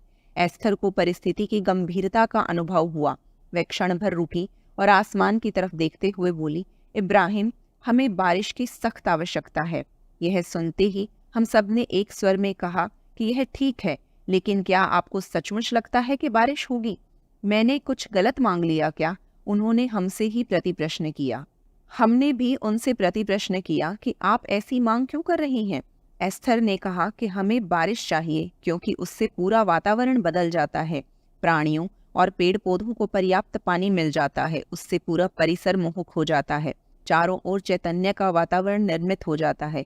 यह सुनते ही हम सब भी एक स्वर में बोल उठे कि अब आप सही अर्थों में बरसात को आकर्षित कर रही हैं। आपको पानी क्यों चाहिए? हमारे इस एक प्रश्न ने उनकी दिशा ही बदल दी और उनका ध्यान समस्या से समाधान की तरफ चला गया। जब आपको कोई चीज़ क्यों चाहिए इस बात पर आप विचार करने लगते हैं तो आपके स्पंदन अपने आप बदलने लगते हैं। आप यह कैसे होगा, कब होगा, कौन करेगा आदि विचारों में नहीं उलझते हैं। क्यों, कब, कैसे, इस प्रकार के विचार आपको दोबारा समस्या की ओर ले जाते हैं। जब हम हमें क्या चाहिए इस पर ध्यान केंद्रित करते हैं, तब अपने आप ही हम उसके समाधान के प्रति भी जागरूक हो जाते हैं। साथ ही हमें क्या चाहिए और हमें यह क्यों चाहिए, इस विषय का भी विचार करने लगते हैं। उस दोपहर को वास्तव में बारिश ने अपनी उपस्थिति दर्ज कराई और मौसम विभाग ने अपना अंदाज बदलते हुए अच्छी बारिश की घोषणा कर दी। हमें खुशी चाहिए होती है। एक दिन हम किसी लड़के के पिताजी से मिले। हमने महसूस किया कि वे थोड़े निराश हैं। उनकी निराशा का कारण उनका लड़का था। वह लड़का रोज रात को बिस्तर खराब कर देता था। उसके पिता को सुबह गीला बिस्तर उठाने से ज्यादा बुरा इस बात का लगता था कि यह लड़का इतना बड़ा होने के बाद भी ऐसा व्यवहार क्यों करता है। वह शारीरिक कष्ट की जगह भावनात्मक निराशा से ज्यादा थक गए थे। उन्होंने अपनी समस्या हमारे सामने रखी। हमने उनसे पूछा कि जब आप सुबह उसके कमरे में जाते हैं तो क्या होता है। सुबह कमरे में पहुंचते ही बदबू आना शुरू हो जाती है। उसने कल भी बिस्तर गीला किया था। तब उस समय आपको कैसा लगता है? गुस्सा, असहाय और निराशा की भावना से मन व्यथित हो जाता है। मुझे समझ नहीं आता है कि ऐसे समय में मैं क्या करूं। आप अपने बच्चे को क्या कहते हैं? मैं उससे कहता हूं कि पहले उस गीले बिस्तर से बाहर निकलो और बाथरूम में जाओ। तुम्हें कितनी बार बताने के बाद भी तुम वही करते हो। हमने उस लड़के के पिता को समझाया कि जब आप उस घटना के प्रति इस तरह से क्रोध और निराशा व्यक्त करते हैं तो वास्तव में आप उस घटना को ही पुख्ता बनाते हैं। जब सामने की परिस्थिति के कारण आपकी भावना बदलती है तो आप परिस्थिति को कभी भी नहीं बदल सकते। लेकिन जब परिस्थिति कैसी भी हो, आप अपनी भावनाओं पर काबू रखकर उन्हें दिशा देते हैं, तब आप निश्चित ही परिस्थिति को बदल सकते हैं। सोचिए, यदि ऐसा हुआ कि सुबह आप अपने बच्चे के कमरे में गए और आपको लगा कि वही अनचाही घटना की पुनरावृत्ति हुई है, तब उस समय तुरंत कुछ ना करते हुए स्वयं से पूछें कि मुझे क्या चाहिए। और जब तक लक्ष्य केंद्रित करेंगे तो आपके सामने यह भी आएगा कि यह मुझे क्यों चाहिए। ऐसा करने से आपको सिर्फ उस समय ही अच्छा लगेगा ऐसा नहीं है, बल्कि उसके पीछे अच्छे परिणाम भी आपको नजर आने लगेंगे। उन्होंने बताना प्रारंभ किया कि मुझे लगता है कि मेरे बेटे ने सुबह खुश होकर और खुद का स्वाभिमान संभालते हुए उठना चाहिए, अपराध बोध से ग्रस्त होकर नहीं। ऐसा कहते हुए उन पिता को अच्छा लगने लगा था, क्योंकि अब वह क्या घटित हुआ के स्थान पर क्या चाहिए इस इच्छा से एक रूप हो गए थे। हमने उनसे कहा कि अब आपको बच्चे से क्या नहीं चाहिए की जगह आपको उससे क्या अपेक्षा है, यह उससे बताइए। ऐसा करते समय आपको ज्यादा सकारात्मकता का अनुभव होगा और उस समय आप अपने बच्चे को बताएंगे कि अरे यह तो नैसर्गिक प्रक्रिया है। हम सब लोग भी इसी यात्रा से निकल कर आए हैं। तुम भी बड़े हो रहे हो, जल्दी ही तुम भी इससे बाहर आ जाओगे। चलो अब जल्दी से बाथरूम में जाओ और फ्रेश हो जाओ। कुछ दिनों के बाद हमें उन पिता का फोन आया और उन्होंने अभिमान पूर्वक बताया कि उनके बच्चे ने बिस्तर गीला करना बंद कर दिया है। अनावश्यक बातों को आमंत्रण। हमारे अंदर एक भावना मार्गदर्शक प्रणाली कार्यरत रहती है। जब जब हमें बुरा लगता है या नकारात्मकता का एहसास होता है, तब ऐसा समझना चाहिए कि हम हमारी इच्छाओं से दूर जा रहे हैं। हम अनावश्यक बातों के स्पंदन निर्माण कर रहे हैं।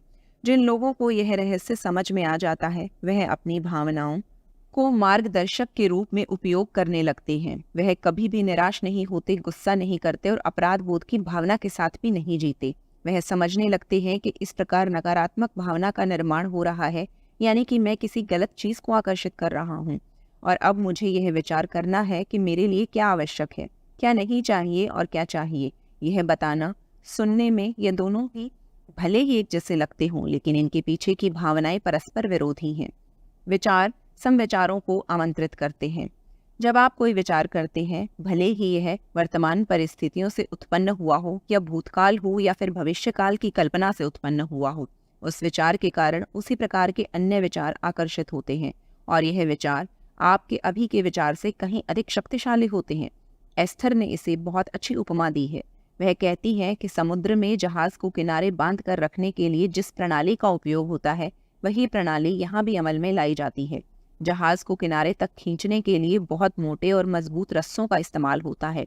वास्तव में इतने मोटे रस्सों को खींचना असंभव होता है, इसीलिए पहले छोटी रस्सी उससे बड़े रस्सों में अटकाई जाती है, जिसका बॉल थोड़े बड़े रस्से को अवश्य ही खींच सकता है। इस प्रकार थोड़ा बड़ा करते करते अति विशाल जहाज को खींचना संभव हो जाता है। हमारे आसपास होने वाली घटनाएं और नकारात्मकता के प्रति हमारा नजरिया निश्चित रूप से हमें नकारात्मक चीजों की ओर आसानी से आकर्षित कर देता है। कभी कोई पुरानी याद, फिर कोई घटना निश्चित ही आपको नकारात्मक विचार और नकारात्मक स्पंदन पैदा करने के लिए मजबूर करती है। आइए समझते हैं ऐसा कैसे हो रहा है, ताकि हमारे लिए इससे बाहर आना संभव हो सके। मान लीजिए आप किसी स्टोर में खरीदारी करने जाते हैं और वहां आप किसी वस्तु की कीमत देखते हैं। कीमत देखते ही आपको आश्चर्य होता है, क्योंकि उस वस्तु की कीमत पिछले सप्ताह की तुलना में लगभग दुगनी हो गई है। आप परेशान हो जाते हैं, आपको अजीब लगने लगता है, आप निराश हो जाते हैं। वाकई में देखा जाए तो आप समझ नहीं पाते हैं कि बेचैनी क्यों हो रही है।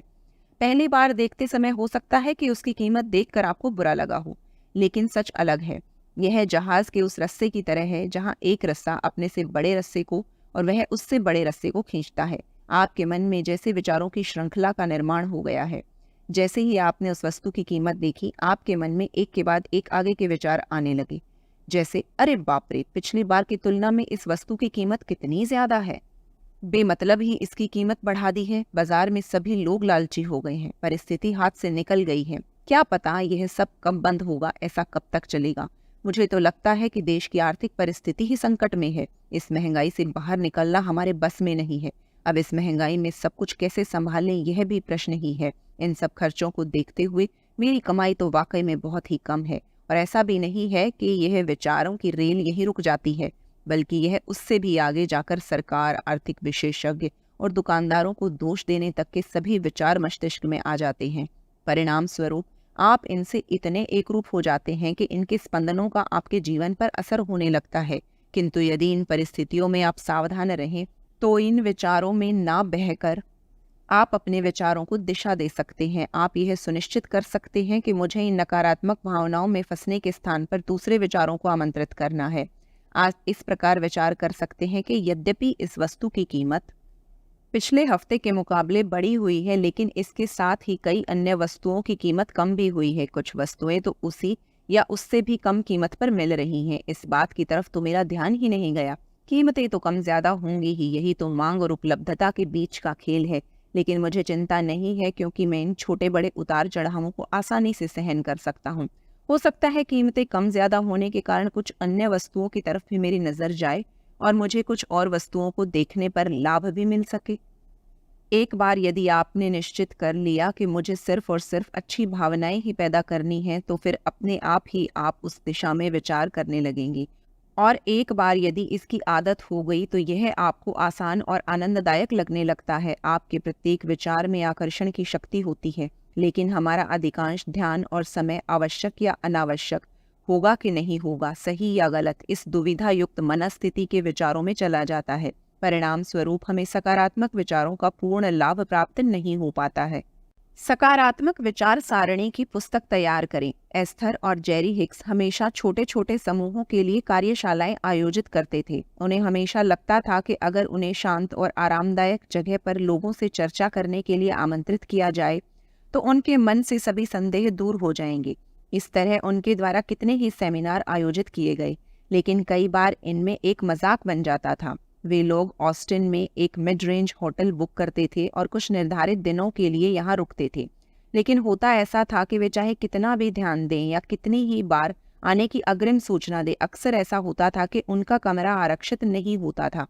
अतः आने के बाद दोबारा चर्चा और हाँ नहीं करके अंत में बचा हुआ कमरा ही उन्हें मिल पाता था। इन सब गड़बड़ियों के बाद वह कहते थे कि अगली बार हम किसी दूसरे होटल में जाएंगे, और हम उनसे कहते थे कि आप दूसरे होटल में ज़रूर देखें, लेकिन वहाँ भी आपके साथ यही होगा, इसे आप टाल नहीं सकते हैं। इस बात पर एस्थर ने शंकाप्रद होकर पूछा, आप क्या कहना चाहते हैं? आप अभी जो निर्णय ले रहे हैं वह कमी या अभाव की भावना के वशीभूत होकर ले रहे हैं। इस जगह कुछ कमी है। इस विचार से आपको दूसरी जगह तलाश करने की जरूरत महसूस हो रही है, लेकिन इस कमतरता की भावना के कारण आपको वहां भी ऐसा ही व्यवहार मिलेगा।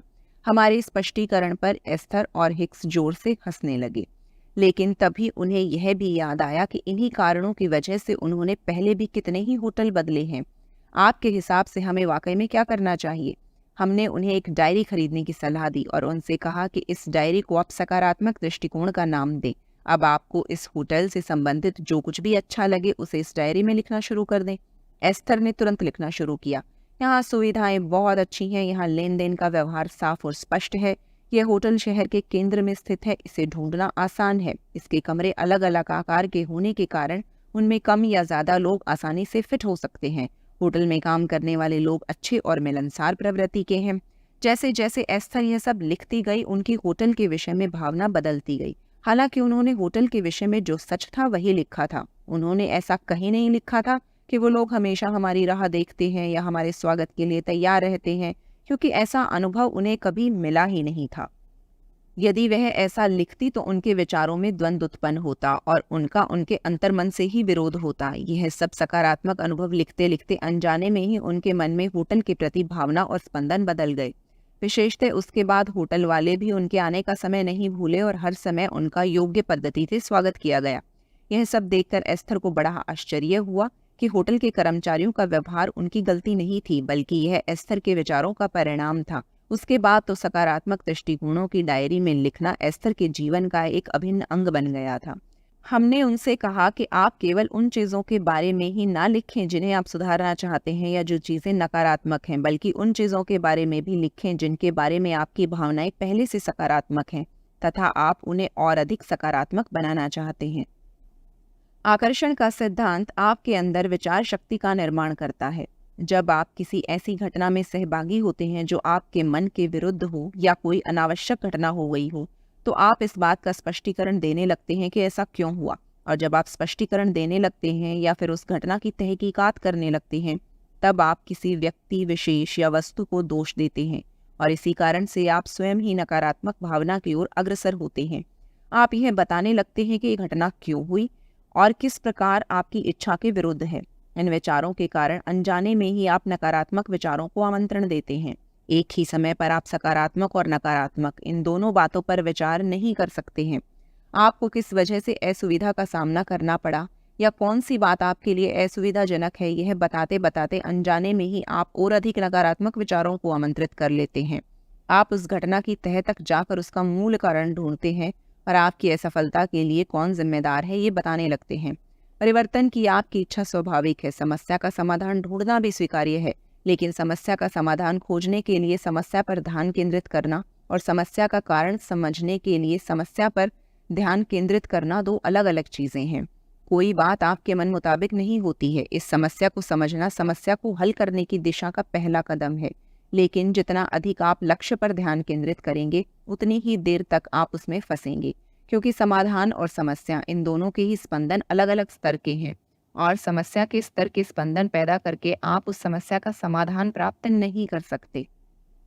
जब आप परिवर्तन के नियम के माध्यम से नई संभावनाओं के स्पंदन पैदा करते हैं, तब आप समझ पाते हैं कि इस घटना के साथ ही आपके आसपास कितनी अन्य घटनाएं हो रही हैं। इसके साथ ही सकारात्मक दृष्टिकोण की किताब आपको एक कला से अवगत करवा देगी। उसके आधार पर आप किसी भी परिस्थिति में सकारात्मक विचार कर सकते हैं। यदि एक बार आपको क्या चाहिए इस विषय की भावना निर्माण करने की कला मालूम पड़ गई, तो वैसे ही विचार भी आना शुरू हो जाएंगे और आपको क्या चाहिए और क्या नहीं चाहिए यह बताने में फ़र्क समझने लगेगा। जब आप किसी चीज़ का सकारात्मक पक्ष देखने लगते हैं तो आपके अंदर सकारात्मक भाव भी निर्मित होने लगते हैं और सकारात्मक भाव निर्माण होने पर उसमें और अधिक सकारात्मक भाव निर्माण करना और उसके स्पंदन को बढ़ाना और अधिक सहज और आनंददायक होता है। सकारात्मक और आनंदमयी भावना से शुरुआत। कई बार लोग किसी घटना के आधार पर अपने विचारों की दिशा निर्धारित करते हैं। ऐसे समय किसी नकारात्मक घटना के घटने पर वह सकारात्मक विचारों की ओर जाने का विचार करने लगते हैं। इस परिस्थिति में उनके सामने घटित घटना उनके ऐसा करने में व्यवधान उत्पन्न करती है। परिणाम स्वरूप सामने की नकारात्मक परिस्थिति और सकारात्मक विचार करने की इच्छा, इन दोनों में द्वंद्व शुरू हो जाता है और उन्हें इनसे पार पाना कठिन लगने लगता है। लेकिन यदि आप चाहते हैं कि ऐसा न हो तो उसके लिए एक आसान तरीका है। यह तरीका आपको अपने नए दिन की शुरुआत करते समय आजमाना है। इसके लिए आपको सुबह नींद से जगने का समय निर्धारित करना पड़ेगा, क्योंकि यही एक ऐसा समय है जिस वक्त आप सबसे ज़्यादा सकारात्मक होते हैं और नकारात्मकता से दूर होते हैं। आपको ऐसा करना है कि बिस्तर से बाहर निकलने से पहले ही आपको उन सभी सकारात्मक चीज़ों और घटनाओं का विश्लेषण करना है जो आपके साथ घटती हैं। ऐसा करने से आप दिन की शुरुआत के समय ही सकारात्मक स्पंदनों से भर जाएंगे। उसके बाद आप उस स्तर के स्पंदन से अधिक सकारात्मक स्पंदनों को आकर्षित कर सकते हैं। अब हम सकारात्मकता से इतने भरे हुए हैं कि अगर दिन में कोई नकारात्मक घटना हो भी जाए तो हम उसे आसानी से नज़रअंदाज कर सकते हैं। नींद ऊर्जा निर्मिती का स्रोत। नींद एक ऐसी प्रक्रिया है जिसमें हम अपने स्थूल शरीर के सुख, दुख और समस्याओं से नहीं जुड़ते हैं। अतः यही वह समय है जब हम ऊर्जा पैदा कर सकते हैं और शरीर में नई चेतना का निर्माण कर सकते हैं। जब आप सोने के लिए जाएं तो ऐसा कहें कि अब मुझे बहुत अच्छी नींद लगने वाली है। मेरे शरीर की सभी समस्याओं को रोककर मैं सुबह अधिक स्वस्थ और उत्साहित होकर उठूंगा। ऐसा करने से आप नींद का भरपूर और अच्छे तरीके से आनंद ले सकते हैं। रोज सुबह उठना भी नया जन्म लेने जैसा ही होता है। आपका इस शरीर में जन्म लेना और रोज सुबह उठना दोनों में कोई फर्क नहीं है।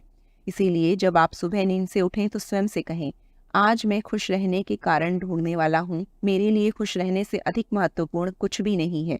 मैं ऐसे सकारात्मक विचारों को आमंत्रित करूंगा जो उससे भी अधिक सकारात्मक विचारों को आमंत्रित करेंगे, जिसके परिणाम स्वरूप मेरे स्पंदन इतने उच्च स्तर पर पहुंच जाएंगे कि मुझे दुनिया के सर्वोच्च स्पंदन के स्रोत से एकरूप होने में आसानी होगी।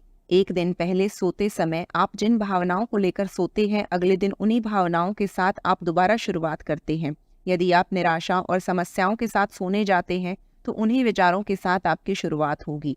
अब जब आप इन नकारात्मक विचारों की नींव पर इमारत बांधते जाते हैं तो वह आपको और अधिक नकारात्मकता की ओर ले जाएगी। इसीलिए सुबह उठते ही सबसे पहला विचार यह करें कि आज मैं सकारात्मकता और खुश रहने के कारण ढूंढूंगा।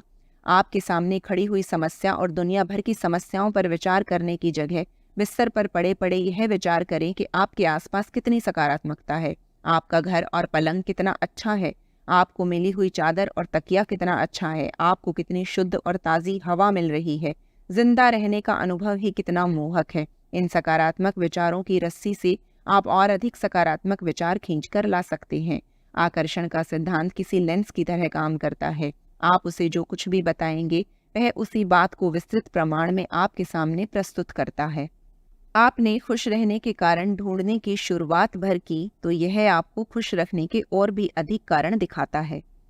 शुरुआत करने से इस छोटे से प्रयत्न द्वारा आप सकारात्मकता के शिखर तक पहुंच सकते हैं।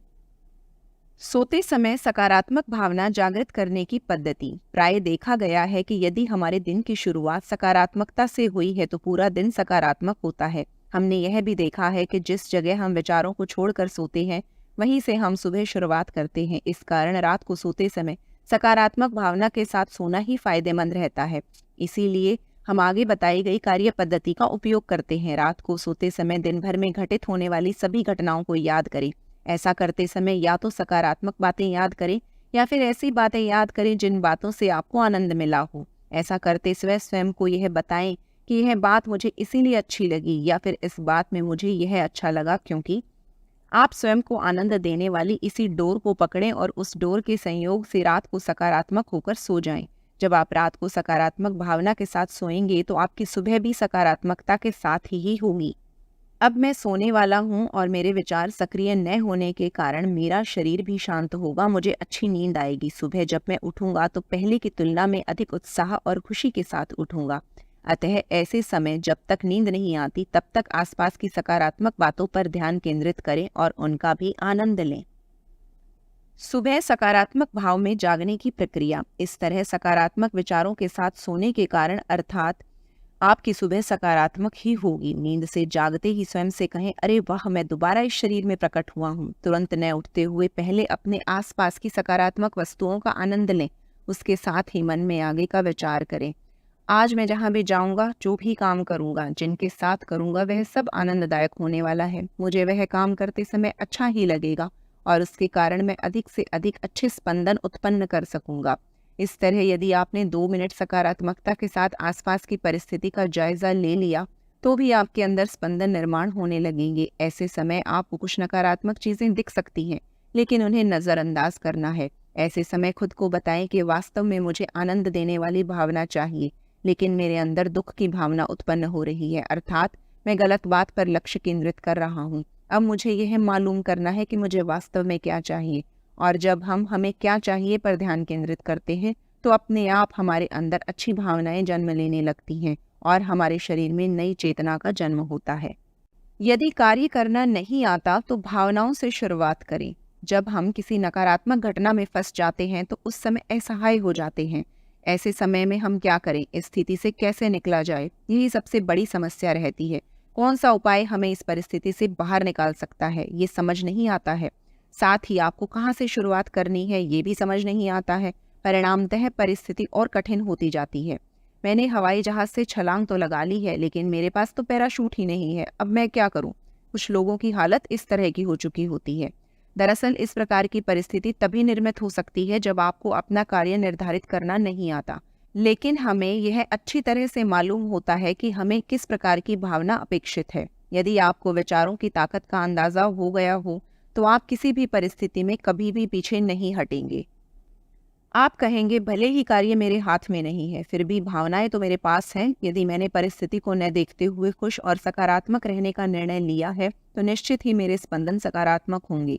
इस एक विचार से ही आपको कार्य मिल गया, अर्थात सकारात्मक विचार करने का। यह पहला विचार आपको रचनात्मक बनाता है, फिर आपका ध्यान सकारात्मकता की ओर जाता है। आप अपने आसपास की परिस्थिति से समस्या सुलझाने के कारण ढूंढने लगते हैं। आप आशाहीन होने की स्थिति से अपने जीवन के सूत्र प्राप्त करने तक की प्रगति कर चुके होते हैं। आनंददायक भावनाओं से अधिक महत्वपूर्ण कुछ भी नहीं। किसी बात का विचार करना निश्चित रूप से कठिन तो नहीं है। अनेक बार तो लोग इस बात पर विचार करते हैं कि उन्हें क्या खाना चाहिए, कौन सी कार लेनी चाहिए। मूलतः इन विचारों से आपके जीवन की दिशा नहीं बदलती है, लेकिन जब आप गंभीरतापूर्वक सोचते हैं कि आपको क्या विचार करना चाहिए और किस प्रकार आप आनंदमय भावनाओं का निर्माण कर सकते हैं, उस समय असली अर्थ में आप उस बात पर विचार कर रहे होते हैं जिससे आपके जीवन को नई दिशा मिलने वाली है। जब भी आप जीवन में अच्छा महसूस करना बंद कर दें, तो एक पल के लिए रुकें और खुद को याद दिलाएं कि आपके जीवन में अच्छा महसूस करने से ज़्यादा कुछ भी महत्वपूर्ण नहीं है, और फिर तुरंत अच्छा लगने के कारण ढूंढना शुरू कर दें। इससे आपको संबंधित कारण मिलना प्रारंभ हो जाएंगे। फिर सिद्धांत काम करना शुरू कर देगा। जब आप नकारात्मक विचार करते हैं, तो आप स्वाभाविक रूप से विरोध की स्थिति में आ जाते हैं। आप खुद को मिलने वाली मदद और अवसरों की बेड़ियों में खुद को जकड़ा हुआ पाते हैं। आपका शरीर और आसपास की परिस्थिति भी इस बंधन में फंस जाती है। लेकिन जब आप सकारात्मकता की भावना से सोचते हैं, तो एक तरह से आप मदद के लिए अपना हाथ बढ़ाते हैं और सारे दरवाजे खोल देते हैं। इस तरह दरवाज़ा खोलने की प्रक्रिया के माध्यम से आप एक तरह से प्रकृति को चुनौती देते हैं। अपने स्पंदनों के द्वारा आप संदेश भेजते हैं कि अब आप सभी सकारात्मक और आनंदमयी चीज़ों को आत्मसात करने के लिए तैयार हैं। यह इस बात का संकेत है कि जो भी कुछ आपको चाहिए, उन सब बातों का स्वागत करने के लिए आप तैयार हैं। उत्कृष्ट से अति उत्कृष्ट का निर्माण। लोगों के संदर्भ में कई बार ऐसा होता है कि वह अपने विचारों और भावनाओं को दूसरों के कहने के अनुसार निर्धारित करते हैं। उनके माता पिता, दोस्त और रिश्तेदार उनके बारे में जो सोचते हैं, उसके आधार पर वो अपना निर्णय लेते हैं। यदि उनके रिश्तेदारों ने उन्हें उनकी गलती बताई, तो स्वयं भी उन्हें अपने अंदर और अधिक गलतियां दिखाई देने लगती हैं। फिर उनका ध्यान हमेशा गलतियों की तरफ ही होता है, जिससे उन्हें स्वयं की ओर अधिक गलतियां दिखाई देने लगती हैं। अर्थात नकारात्मकता और अधिक नकारात्मकता बढ़ाने में मदद करती है, और उस आदमी की छवि और भी अधिक कमतर होती जाती है, और फिर इस नए विचार से वह और अधिक नकारात्मकता को आकर्षित करता है। सकारात्मकता के संदर्भ में भी यही प्रणाली लागू होती है। जब कोई व्यक्ति खुद पर या सकारात्मकता पर ध्यान केंद्रित करता है, तो उसे अधिक सकारात्मक चीजें मिलने लगती हैं। वह और अधिक सकारात्मक बातों को जल और खाद से सींचते हैं, ताकि सकारात्मकता अधिक से अधिक सकारात्मकता को आकर्षित करे। परिणामतः जितनी अच्छी बातें होते हुए दिखाई देती हैं, उतनी ही अच्छी बातें प्रत्यक्ष में भी होने लगती हैं। सकारात्मकता और नकारात्मकता का संतुलन। यह कहा जा सकता है कि आप स्वयं अपने अनुभवों के निर्माता हैं, और यह भी कहा जा सकता है कि आप अपने जीवन में जो भी अनुभव प्राप्त करना चाहते हैं, आप उसका निर्माण कर सकते हैं। निर्माण करने का अर्थ यह निर्धारित करना है कि आप क्या चाहते हैं, फिर उसे प्राप्त करना है, लेकिन ऐसा होता नहीं है। इसीलिए यहाँ इसका अर्थ यह है कि आप क्या चाहते हैं, यह निर्धारित करें, फिर अपने विचारों को उस दिशा में कार्यरत करें। विचारों के साथ उस तरह की भावनाएं पैदा करें, और फिर आकर्षण के सिद्धांत के आधार पर उसे अनुभव में प्राप्त कर लें। चाहे आप अतीत की घटनाओं के बारे में सोचें, वर्तमान पर ध्यान दें, या भविष्य के बारे में सोचें, तीनों ही परिस्थितियों में आप जो भी विचार करते हैं, वही विचार आपकी भावना का निर्माण करते हैं, और उसके स्पंदनों से आकर्षण का सिद्धांत घटनाओं का निर्माण करता है। प्राय हमने देखा है कि हर बात के दो पक्ष होते हैं, आवश्यक और अनावश्यक। कभी कभी ऐसा होता है कि किसी व्यक्ति के सकारात्मक शब्दों के बावजूद उसका ध्यान नकारात्मकता पर रहता है। जैसे किसी ने मुझे कहा, मुझे अधिक पैसों की आवश्यकता है, लेकिन वहाँ इस बात की भी तो संभावना है कि उस व्यक्ति के मन में ये भाव हो कि मेरे पास कम पैसा है। यदि कोई कहता है मैं स्वस्थ और सुंदर बनना चाहता हूँ, लेकिन साथ ही वह व्यक्ति अपनी बीमारी को भी याद करता है, या फिर उसके मन में यह भावना उत्पन्न हो कि मैं बीमार हूँ, ये सभी मान्यताएं उस व्यक्ति के स्पंदन की दिशा को निर्धारित करती हैं। मान्यताएं एक प्रकार के विचार ही होते हैं जो आप बार बार करते हैं। यही कारण है कि आप क्या बोलते हैं इससे अधिक महत्वपूर्ण है कि बोलते समय आपके अंदर क्या भावना है, और यदि आपने गहराई से इसका निरीक्षण किया तो आपको समझ में आ जाएगा कि यह सकारात्मक है या नकारात्मक। प्रकृति से प्रतिक्रिया। कुछ लोग सोचते हैं कि लोगों के और प्रकृति के काम करने के तरीके एक जैसे ही हैं। उन्हें ऐसा लगता है जैसे हम किन्हीं शब्दों पर प्रतिक्रिया देते हैं, वैसे ही प्रकृति भी शब्दों को प्रतिक्रिया देती है। जब हम किसी व्यक्ति को कहते हैं कि इधर आओ, तो वह व्यक्ति समझ जाता है कि आप क्या कह रही हैं और वह आपके पास आता है। इसी तरह जब आप उससे कहते हैं कि इधर मत आओ, तो उसे उसका अर्थ भी स्पष्ट होता है। लेकिन आकर्षण के सिद्धांत के अनुसार काम अलग तरीके से होता है। इसकी कार्य प्रणाली में नहीं शब्द का कोई अर्थ नहीं होता है। जब आप कहते हैं यहाँ आओ, तो यहाँ आने के विषय का स्पंदन भी उन शब्दों से जुड़ जाता है। लेकिन जब आप कहते हैं कि मुझे यह वस्तु नहीं चाहिए, आकर्षण के सिद्धांत को ये समझ नहीं आता है। जिसकी ओर हमारा ध्यान केंद्रित होता है, उस चीज के निर्माण की प्रक्रिया शुरू हो जाती है। यही आकर्षण का सिद्धांत है, जिसके कारण यदि आपका ध्यान किसी न चाहने वाली बात पर भी गया हो, तो भी उसके निर्माण की प्रक्रिया शुरू हो जाती है। अर्थात यह नियम आपके शब्दों का जवाब देने की बजाय आपकी भावनाओं का जवाब देता है। मान लीजिए कि आप अपने स्वास्थ्य के बारे में सोच रहे हैं और कह रहे हैं कि अगर आप अच्छा स्वास्थ्य चाहते हैं तो आपको अच्छा स्वास्थ्य दिया जाएगा। लेकिन जब आप कहते हैं कि मुझे बीमारी नहीं चाहिए, तो यहाँ भले ही आपका अर्थ अच्छा स्वास्थ्य मांगना हो, फिर भी आपका ध्यान बीमारी पर होने और नहीं शब्द का अर्थ न समझने के कारण बीमारी ही आकर्षित होती है। आप जितनी तीव्रता से किसी चीज को नहीं नहीं कहते हैं, वह चीज उतनी ही तीव्रता से आपकी ओर ज्यादा आकर्षित होती है। अर्थात आप उस चीज पर अधिक ध्यान केंद्रित करते हैं। इसीलिए आगे से हमें क्या नहीं चाहिए के स्थान पर क्या चाहिए की भाषा के इस्तेमाल पर विचार करना चाहिए। ऐसे विचार और भावनाएं आपको सकारात्मकता प्रदान करेंगी और साथ ही नकारात्मक भावनाओं से उत्पन्न होने वाले भ्रमों से भी आपको मुक्त करेंगी।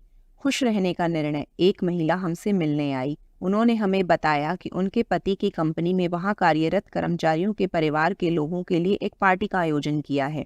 जब उन्हें यह बात मालूम पड़ी तो वह अत्यधिक दुखी हो गई। उन्हें पिछली बार की पार्टी का अनुभव याद आया कि पिछली बार इसी प्रकार की पार्टी में उन्हें उनसे बहुत ज्यादा सुंदर दिखने और व्यवहार करने वाली महिलाओं के सामने शर्मिंदगी का एहसास हुआ था। उनके मन में इतनी तेजी से तुलना शुरू हो गई कि पार्टी में जाने का विचार ही उन्हें कष्ट देने लगा। उन्होंने हमसे कहा कि इस संदर्भ में आप कुछ मदद कर सकते हैं क्या, ताकि मैं पार्टी का आनंद ले सकूं। मुझे तो इन विचारों से ही इतना कष्ट होता है कि मैं पार्टी में जाना भी टाल देती हूँ। हमने उनसे कहा कि आपकी समस्या महिलाओं से नहीं, बल्कि आपके द्वारा बढ़ाए गए नकारात्मक विचारों से है, और आप स्वयं ही अपनी समस्या का कारण हैं। इसी संदर्भ में एक और उदाहरण, यानी कि लोगों को दूसरे लोगों से अच्छे संबंध स्थापित करने में बुरा लगता है। वह प्रत्येक रिश्ते में विचार करते समय बचपन की यादें या घटनाएं आंखों के सामने लाते हैं। वास्तव में ऐसा करने का कोई औचित्य ही नहीं है, क्योंकि आज आप जहां हैं और जिस परिस्थिति में हैं, वहां सकारात्मकता ढूंढने और उस दृष्टिकोण से जीवन जीने की क्षमता आप में निश्चित ही है। स्वयं के मन पर नियंत्रण होने के कारण किसी भी घटना का सकारात्मक पहलू देख सकने की क्षमता आप में निश्चित ही है। इसीलिए आप उस घटना के घटने के पूर्व ही उसकी कल्पना करके उसके सकारात्मक पहलू देख सकते हैं। इसका फायदा आपको इस प्रकार होता है कि जब वास्तविकता में वह परिस्थिति निर्मित होती है, तब आप उसके सकारात्मक पक्ष को और आसानी से ध्यान केंद्रित कर सकते हैं। जैसे कि हम जानते हैं कि आप सकारात्मक और नकारात्मक दोनों बातों पर एक ही समय ध्यान केंद्रित नहीं कर सकते हैं। इसी प्रकार हमें क्या चाहिए और क्या नहीं चाहिए, इस पर भी हम एक ही समय में ध्यान केंद्रित नहीं कर सकते हैं। अतः जब वह परिस्थिति आपके सामने आती है, तो आकर्षण का नियम आपको सकारात्मक बातें उपलब्ध करा देता है। हमने घर आई उस महिला से कहा कि अगर इस बार आपको पार्टी में एक अलग अनुभव प्राप्त करना है, तो आपकी अपनी पुरानी पार्टियों की कहानी को बदलना होगा। उनकी पुरानी कहानी साधारणतया ऐसी थी। मुझे यहाँ सिर्फ मेरे पति के कारण बुलाया जाता है। मैं यहाँ उपस्थित रहूं या न रहूं, किसी को कोई फर्क नहीं पड़ता है। मुझे यहाँ का वातावरण और शिष्टाचार समझ में ही नहीं आता है। कभी कभी तो मुझे ऐसा लगता है कि मैं इस वातावरण के लिए बनी ही नहीं हूँ, लेकिन बाकी महिलाएं अलग हैं। वे इस तरह की पार्टियों में सुंदर दिखना और व्यवहार करना जानती हैं। मैं उन महिलाओं के साथ खड़ी होती हूँ तो मुझे बहुत शर्मिंदगी और हीनता का एहसास होता है। ऐसा लगता है मुझ पर ऐसी पार्टियों में जाने की नौबत ही ना आ जाए। हमने उन्हें उनकी कहानी के एवज में नई कहानी सुनाई। मेरे पति को कंपनी में बहुत आदर और सम्मान मिलता है। कंपनी अपने कर्मचारियों को परिवार की तरह मानती है और इसी के फलस्वरूप वह अपने कर्मचारियों के परिवार के सदस्यों को एक दूसरे से मिलने का अवसर प्रदान करती है। यहाँ कोई भी कंपनी के काम से संबंधित या उनकी कार्यक्षमता से बारे में बात नहीं करता है। इन पार्टियों का ऐसा उद्देश्य ही नहीं होता है। वास्तव में कंपनी के वातावरण से दूर अलग विचार करने के उद्देश्य से सब यहाँ एकत्रित होते हैं। उन लोगों को कंपनी के वातावरण से अलग एक सुंदर दुनिया देखने और जानने की रुचि होती है। उन्हें नए लोगों से मिलाने में दिलचस्पी हो सकती है। मैं भी उनके लिए एक ऐसा अवसर हो सकती हूँ जिसके द्वारा वह एक नई दुनिया को समझ सके। कई लोग मेरे बारे में और मेरे कपड़ों के बारे में जानने को उत्सुक होंगे। चूंकि मैं कंपनी की राजनीति और दबाव से मुक्त हूँ, अतः लोग मुझसे ज्यादा खुलकर और मन मुताबिक किसी भी विषय पर बात कर सकते हैं। यह कहानी बताते समय हमने उन्हें एक और सलाह दी। हमने उन्हें बताया कि जरूरी नहीं है पार्टी की सभी बातें आपको पसंद ही आएं, लेकिन वहां आपने अपनी पसंद की एक भी चीज ढूंढ ली और उस पर काम शुरू किया तो अपने आप आपके स्पंदन बदलने लगेंगे और आपसे जुड़ी अन्य बातें भी सकारात्मक होने लगेंगी। मुझे उसका दुख समझ रहा है।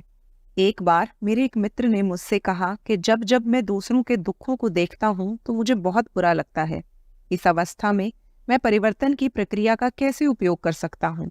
तब मैंने उन्हें बताया कि आपके दुखों का असली कारण सामने वाले की परिस्थिति न होकर आपने उस परिस्थिति में क्या देखने का निर्णय लिया है वही है। यदि वह इंसान खुश होता तो आपको खुशी हुई होती। यानी आपका सुख दुख आप क्या देखते हैं इस पर निर्भर करता है।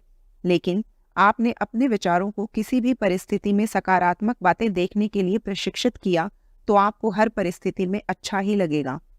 एक बार हम एक ऐसी माँ से मिले जो अपने बच्चे के लिए दुखी थी। वह अपने बेटे के दुख में एकरूप हो गई थी।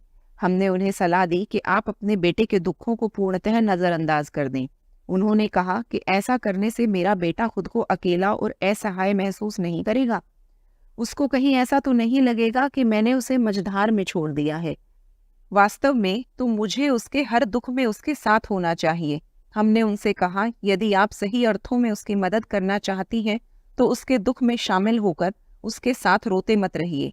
उसके रोने और तकरार करने की अवस्था को हवा भी मत दीजिए। इसके विपरीत उसकी आंखों के सामने उसके सकारात्मक भविष्य के चित्र का निर्माण कीजिए। वो नाराज रहे तब भी आप सकारात्मक भविष्य देखें और उसे उस सुखद भविष्य में आने के लिए आमंत्रित करें। हमने उन्हें बताया कि आपको उसकी परिस्थिति का दुख न होकर उस परिस्थिति के कारण आपके मन के अंदर उत्पन्न विचारों का दुख हो रहा है, और यदि एक बार आप इस बात को समझ गए तो यकीन मानिए आपको बहुत बड़ी बात समझ में आ जाएगी और आपको एक तरह से स्वतंत्रता मिल जाएगी। एक बार यदि आप यह समझ जाएं कि जिस प्रकार के विचार आप करते हैं उसी तरह की भावनाएं उत्पन्न होती हैं, इसका मतलब आप अपनी भावनाओं के स्वामी हो जाते हैं। किसी भी तरह की परिस्थिति या कोई भी प्रसंग आपको दुखी नहीं कर सकते हैं और यही सबसे बड़ी स्वतंत्रता होती है। सांत्वना। उसके बाद मेरे दोस्त ने मुझसे कहा, अगर मैं इस तरह उनके दुखों को अनदेखा करता रहा तो उन्हें दिलासा कौन देगा? और यदि मैंने उनके दुखों को अनदेखा करना शुरू किया तो उससे मेरा ही दर्द कम होगा, उनकी समस्या तो जस की तस रहेगी। इसका मतलब तो यह हुआ कि मैं उनकी समस्या का समाधान करने की बजाय अपनी सुविधा अनुसार उनसे दूर हो रहा हूँ। हमने उनसे कहा कि देखिए इसमें क्या क्या हो रहा है। उन्हें समस्या है, आप उनकी समस्याओं की अवहेलना करें तो आप खुश रहेंगे और उनके दुख वैसे ही रहेंगे, उन्हें बुरा लगता ही रहेगा। दूसरे पर्याय के अनुसार यदि आप उनके दुख में शामिल हुए तो उनके दुख तो वैसे ही रहेंगे, बल्कि आप भी दुखी हो जाएंगे और समस्या भी वैसी ही रहेगी। अब पहले पर्याय के अनुसार आपके खुश रहने से आपके द्वारा समस्या से बाहर निकलना और उन्हें उज्जवल भविष्य के सपने दिखाने की संभावना ज्यादा है। इसका अर्थ यह हुआ कि जब आप स्वयं दुखी हों या नकारात्मक भावना से भरे हुए हों, आप दूसरों की मदद नहीं कर सकते हैं। आप दुखी हैं, इसका अर्थ ही यह है कि आपने अनचाही चीज पर ध्यान केंद्रित किया है। ऐसे समय में जब आप किसी दुखी व्यक्ति के संपर्क में आते हैं तो आप भी उनके दुखों से प्रभावित होते हैं और दुखों की यह श्रृंखला किसी स्पर्शजन्य रोग की भांति इसी प्रकार बढ़ती जाती है। लेकिन जब आप सकारात्मक भावनाओं को विवेकपूर्ण तरीके से संभालते हैं तो आप उस सैलाब तक पहुंचकर उसे सकारात्मकता में बदल सकते हैं।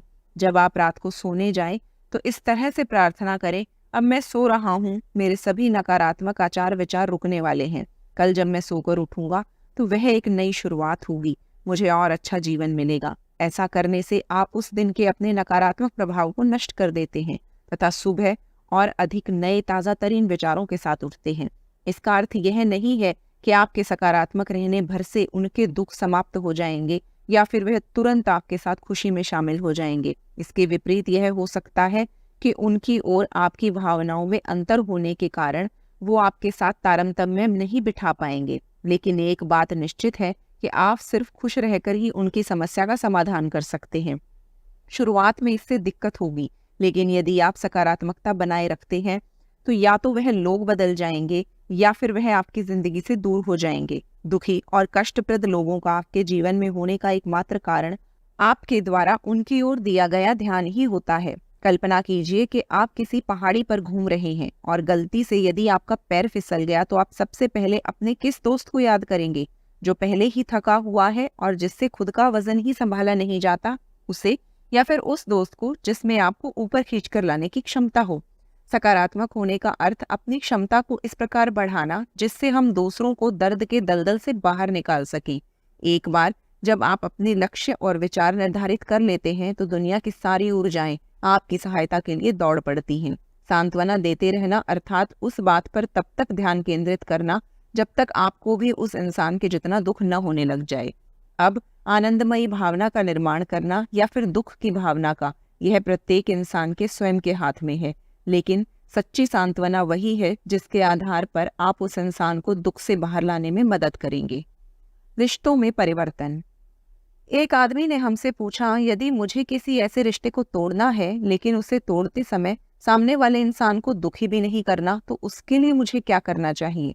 हमने उनसे कहा, सबसे पहले आपको पता होना चाहिए कि आप अपने जीवन का संचालन कैसे करते हैं। यदि आप सोच रहे हैं कि मेरे व्यवहार से संबंधित व्यक्ति को मेरे जैसा ही लगेगा तो आप गलत सोच रहे हैं, क्योंकि किसी को कोई बात कैसी लगेगी यह उसका अपना दृष्टिकोण है।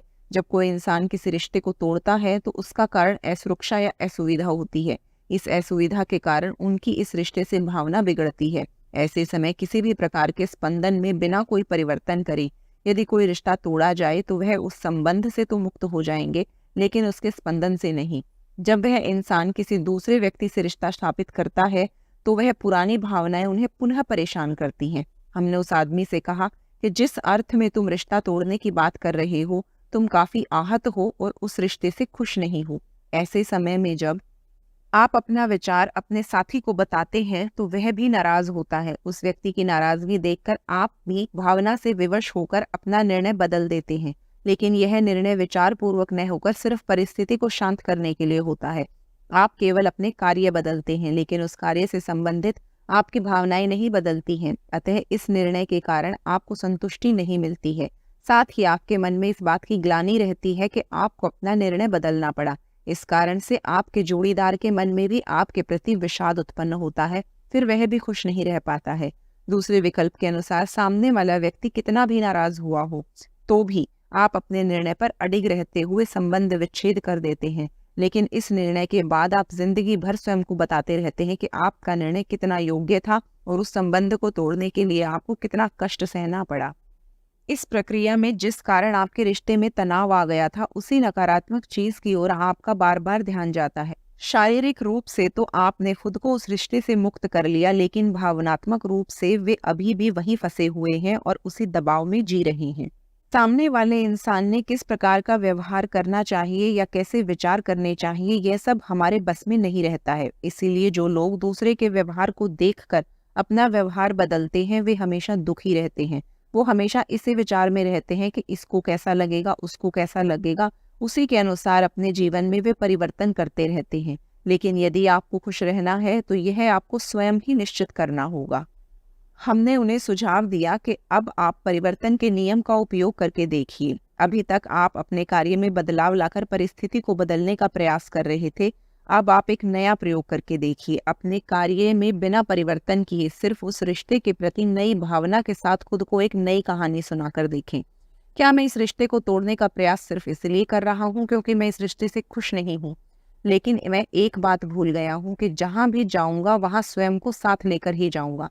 चूंकि मैं दुखी होने के कारण जाऊँगा तो यह दुखी व्यक्ति तो मेरे साथ ही रहेगा। मैं तो खुश रहने के लिए संबंध को तोड़ रहा था, लेकिन संबंध को इस अवस्था में रखकर मैं खुश रह सकता हूँ क्या? क्या हम इन रिश्तों में ऐसा कुछ ढूंढ सकते हैं जो मुझे खुशी प्रदान करे? इस व्यक्ति के साथ मेरी पहली मुलाकात और शुरुआत के दिन मुझे अभी भी याद हैं। शुरुआत के दिनों में किए हुए मज़े और खुशी के वो क्षण मुझे आज भी प्रेरणा देते हैं।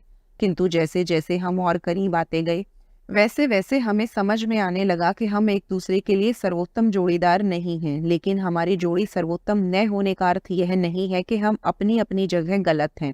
आज भी उस व्यक्ति का हंसना, चिंता करना, ऐसी कितनी ही बातें हैं जो मुझे प्रभावित करती हैं। हम एक दूसरे से मिले और जो वक्त हमने साथ में गुजारा उसकी मुझे खुशी है, और मुझे यकीन है कि आगे भी हम जितने समय साथ में रहेंगे एक दूसरे को और ज़्यादा अच्छे से पहचानेंगे और खुशी देंगे। हमने उनके सवालों का जवाब इस तरह दिया कि जब आप दूसरों की भावनाओं के नज़रिए को नियंत्रित नहीं कर पाते हैं तो आप अपने विचारों और भावनाओं को इस प्रकार से निर्देशित करें ताकि पूरी परिस्थिति ही बदल जाए। अनेक बार आपको ऐसा लग सकता है कि परिस्थिति तुरंत और अभी बदल जाए, लेकिन ऐसा होता नहीं है। अभी आप अपनी भावनाओं में हैं और फैसले के जितने करीब हैं आपका पार्टनर उन्हीं भावनाओं में होगा या उस फैसले के उतना ही करीब होगा ऐसा नहीं है, जिसके कारण आपका यह निर्णय उसके लिए चौंका देने वाला, शॉकिंग भी साबित हो सकता है। इसीलिए उसे भी विचार करने और परिस्थिति का अंदाजा लगाने की मोहलत दें। हर रिश्ते को बचाने का एक अवसर होता है, लेकिन उसके लिए जतन करना पड़ता है। ऐसा मानकर चलें कि आप एक माली की तरह कार्य कर रहे हैं। माली जिस प्रकार बीजारोपण करता है, रोज पानी देता है, खाद देकर उनकी शुश्रूषा करता है, पोषण करता है, उसी प्रकार आपको भी संबंधों को वक्त देकर उसका पोषण करना चाहिए, उन्हें फलने फूलने का अवसर देना चाहिए। इतना सब कुछ करने के बाद भी कुछ रिश्ते ऐसे होंगे जिनमें कड़वाहट पैदा होगी और रिश्ता तोड़ना ही पड़ेगा। अतः उस परिस्थिति में भी गुस्से और नफरत से रिश्ते को न तोड़ें, बल्कि शांति से सोचें और सकारात्मक सोच के साथ उस रिश्ते से बाहर आ जाएं। अन्यथा आपके नए रिश्तों में भी आपके पुराने रिश्तों की गलतियों की पुनरावृत्ति होगी। दूसरों के बर्ताव के लिए मैं जिम्मेदार नहीं। दूसरे लोग स्वयं के जीवन में कैसे व्यवहार करते हैं इसके लिए आप जिम्मेदार नहीं हो सकते हैं, लेकिन जब आप उनके बारे में सोचते हैं तो हमेशा सकारात्मक ही सोचें। उन्हें समस्याओं से बाहर निकलते और खुश देखें। उनकी नींद के दौरान भी आप उन्हें सकारात्मक सुझाव दे सकते हैं। एक और महत्वपूर्ण बात यह है कि उनके बारे में सोचते समय अपने और उनके बीच की कड़वी यादों को बार बार याद न करें। उसकी जगह इस प्रकार सोचें कि उनके अंदर भी उनके लिए मार्गदर्शक उपलब्ध है और वह जल्द ही उन्हें योग्य दिशा दिखाएगा। स्वयं को याद दिलाएं कि उन्हें खुद का जीवन संवारना नहीं आता है, इसीलिए उन्हें आपकी नितांत आवश्यकता है। अपने जोड़ीदार के लिए ऐसा विचार करें कि आप बहुत अच्छी हो और व्यक्तिगत स्तर पर हम भले ही अच्छे हैं, लेकिन अधिकांश जगह पर हम एक दूसरे के अनुरूप नहीं हैं। लेकिन मुझे यकीन है कि तुम्हारे लिए एक उत्तम जोड़ीदार होगा। उस जोड़ीदार से मिलने का अवसर मैं तुम्हें उपलब्ध करवा रहा हूँ। आज भले ही हम दुखी हों, लेकिन भविष्य में यकीनन हम खुश होंगे। भले ही ऐसा कहना कठिन और कष्टप्रद लग रहा हो, लेकिन दूसरा कोई विकल्प नहीं है। सकारात्मकता के साथ शुरुआत करें। कहीं भी किसी भी तरह की परिस्थिति में परिवर्तन करने की क्षमता आप में है ही। इससे कोई फर्क नहीं पड़ता कि समस्या कितनी नकारात्मक और कठिन है। सिर्फ परिवर्तन के सिद्धांत का प्रयोग करते समय आपकी पुरानी आदतें और कुछ विश्वास आपके रास्ते में आएंगे, लेकिन अपनी कार्य प्रणाली और मान्यता से आप नींद में मुक्त होते हैं। ऐसे में आप नई मान्यताएं और कार्य प्रणाली विकसित कर सकते हैं। इसीलिए आप अपने लिए एक आदत विकसित करें। सुबह उठते ही बिना कोई नकारात्मक विचार मन में लाते हुए सकारात्मक सोचना शुरू करें। जब आप कुछ दिनों तक इस प्रक्रिया को करेंगे तो यह आदत आपके जीवन का अभिन्न अंग बन जाएगी। किंतु परंतु का खेल। हम शुरू से ही आपको बता रहे हैं कि परिस्थिति बिगड़ने के पहले ही सकारात्मकता की दिशा में विचार करना प्रारंभ कर दें। लेकिन आप कहेंगे कि उस व्यक्ति ने क्या करना चाहिए जिसकी अभी अभी नौकरी और पत्नी दोनों ही चले गए हैं, उसके घर के बर्तन खाली हैं और उसके पास पैसे नहीं हैं, या फिर किसी के घर के बाहर सैनिक खड़े हैं और वह उसे गैस चैम्बर में डालकर मारने वाले हैं, या किसी मनुष्य ने विमान से 2000 फुट ऊपर से छलांग मारी लेकिन वो पैराशूट लेना भूल गया। दरअसल इस प्रकार की घटनाएं हैं जो हर किसी की जिंदगी में नहीं घटती हैं। इस प्रकार परिस्थिति से बाहर हो चुकी घटनाओं पर विचार करने की परिस्थिति शायद ही कभी आती है। हमारी रोजमर्रा की जिंदगी के प्रसंग इतने भयावह नहीं होते हैं, लेकिन ऐसे मामलों में भी उन मामलों को तटस्थ निगाहों से देखने वालों को भी राहत मिलती है।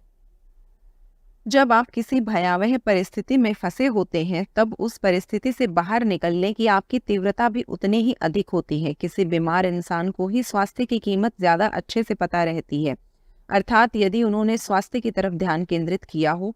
यहाँ हम आपको एक खेल के बारे में बताना चाह रहे हैं। ऐसा हुआ है, यह देखते हुए दुख करने की अपेक्षा यदि ऐसा हुआ होता तो इस प्रकार विचार करें, और ऐसा विचार करते समय उस घटना का सकारात्मक और संतुष्टि देने वाला पहलू देखें। इस प्रकार विचार करें जैसे कि उस आदमी ने सैनिक के आने से पहले ही घर छोड़ दिया होता तो, वह पहले ही सावधान हो गए होते तो, आदि। इस प्रकार क्या क्या हो सकता है, इस बात का विचार किया गया तो न जाने कितने ही सकारात्मक और आश्चर्यजनक पर्याय मिल सकते हैं। जब आप क्या हुआ है के स्थान पर क्या क्या हो सकता था का विचार करते हैं, तभी परिस्थिति बदलती है। यह विचार आसान लग सकता है, लेकिन इसे समझना आसान नहीं है। इसमें अनेक स्थितियों और समस्याओं को हल करने की क्षमता है।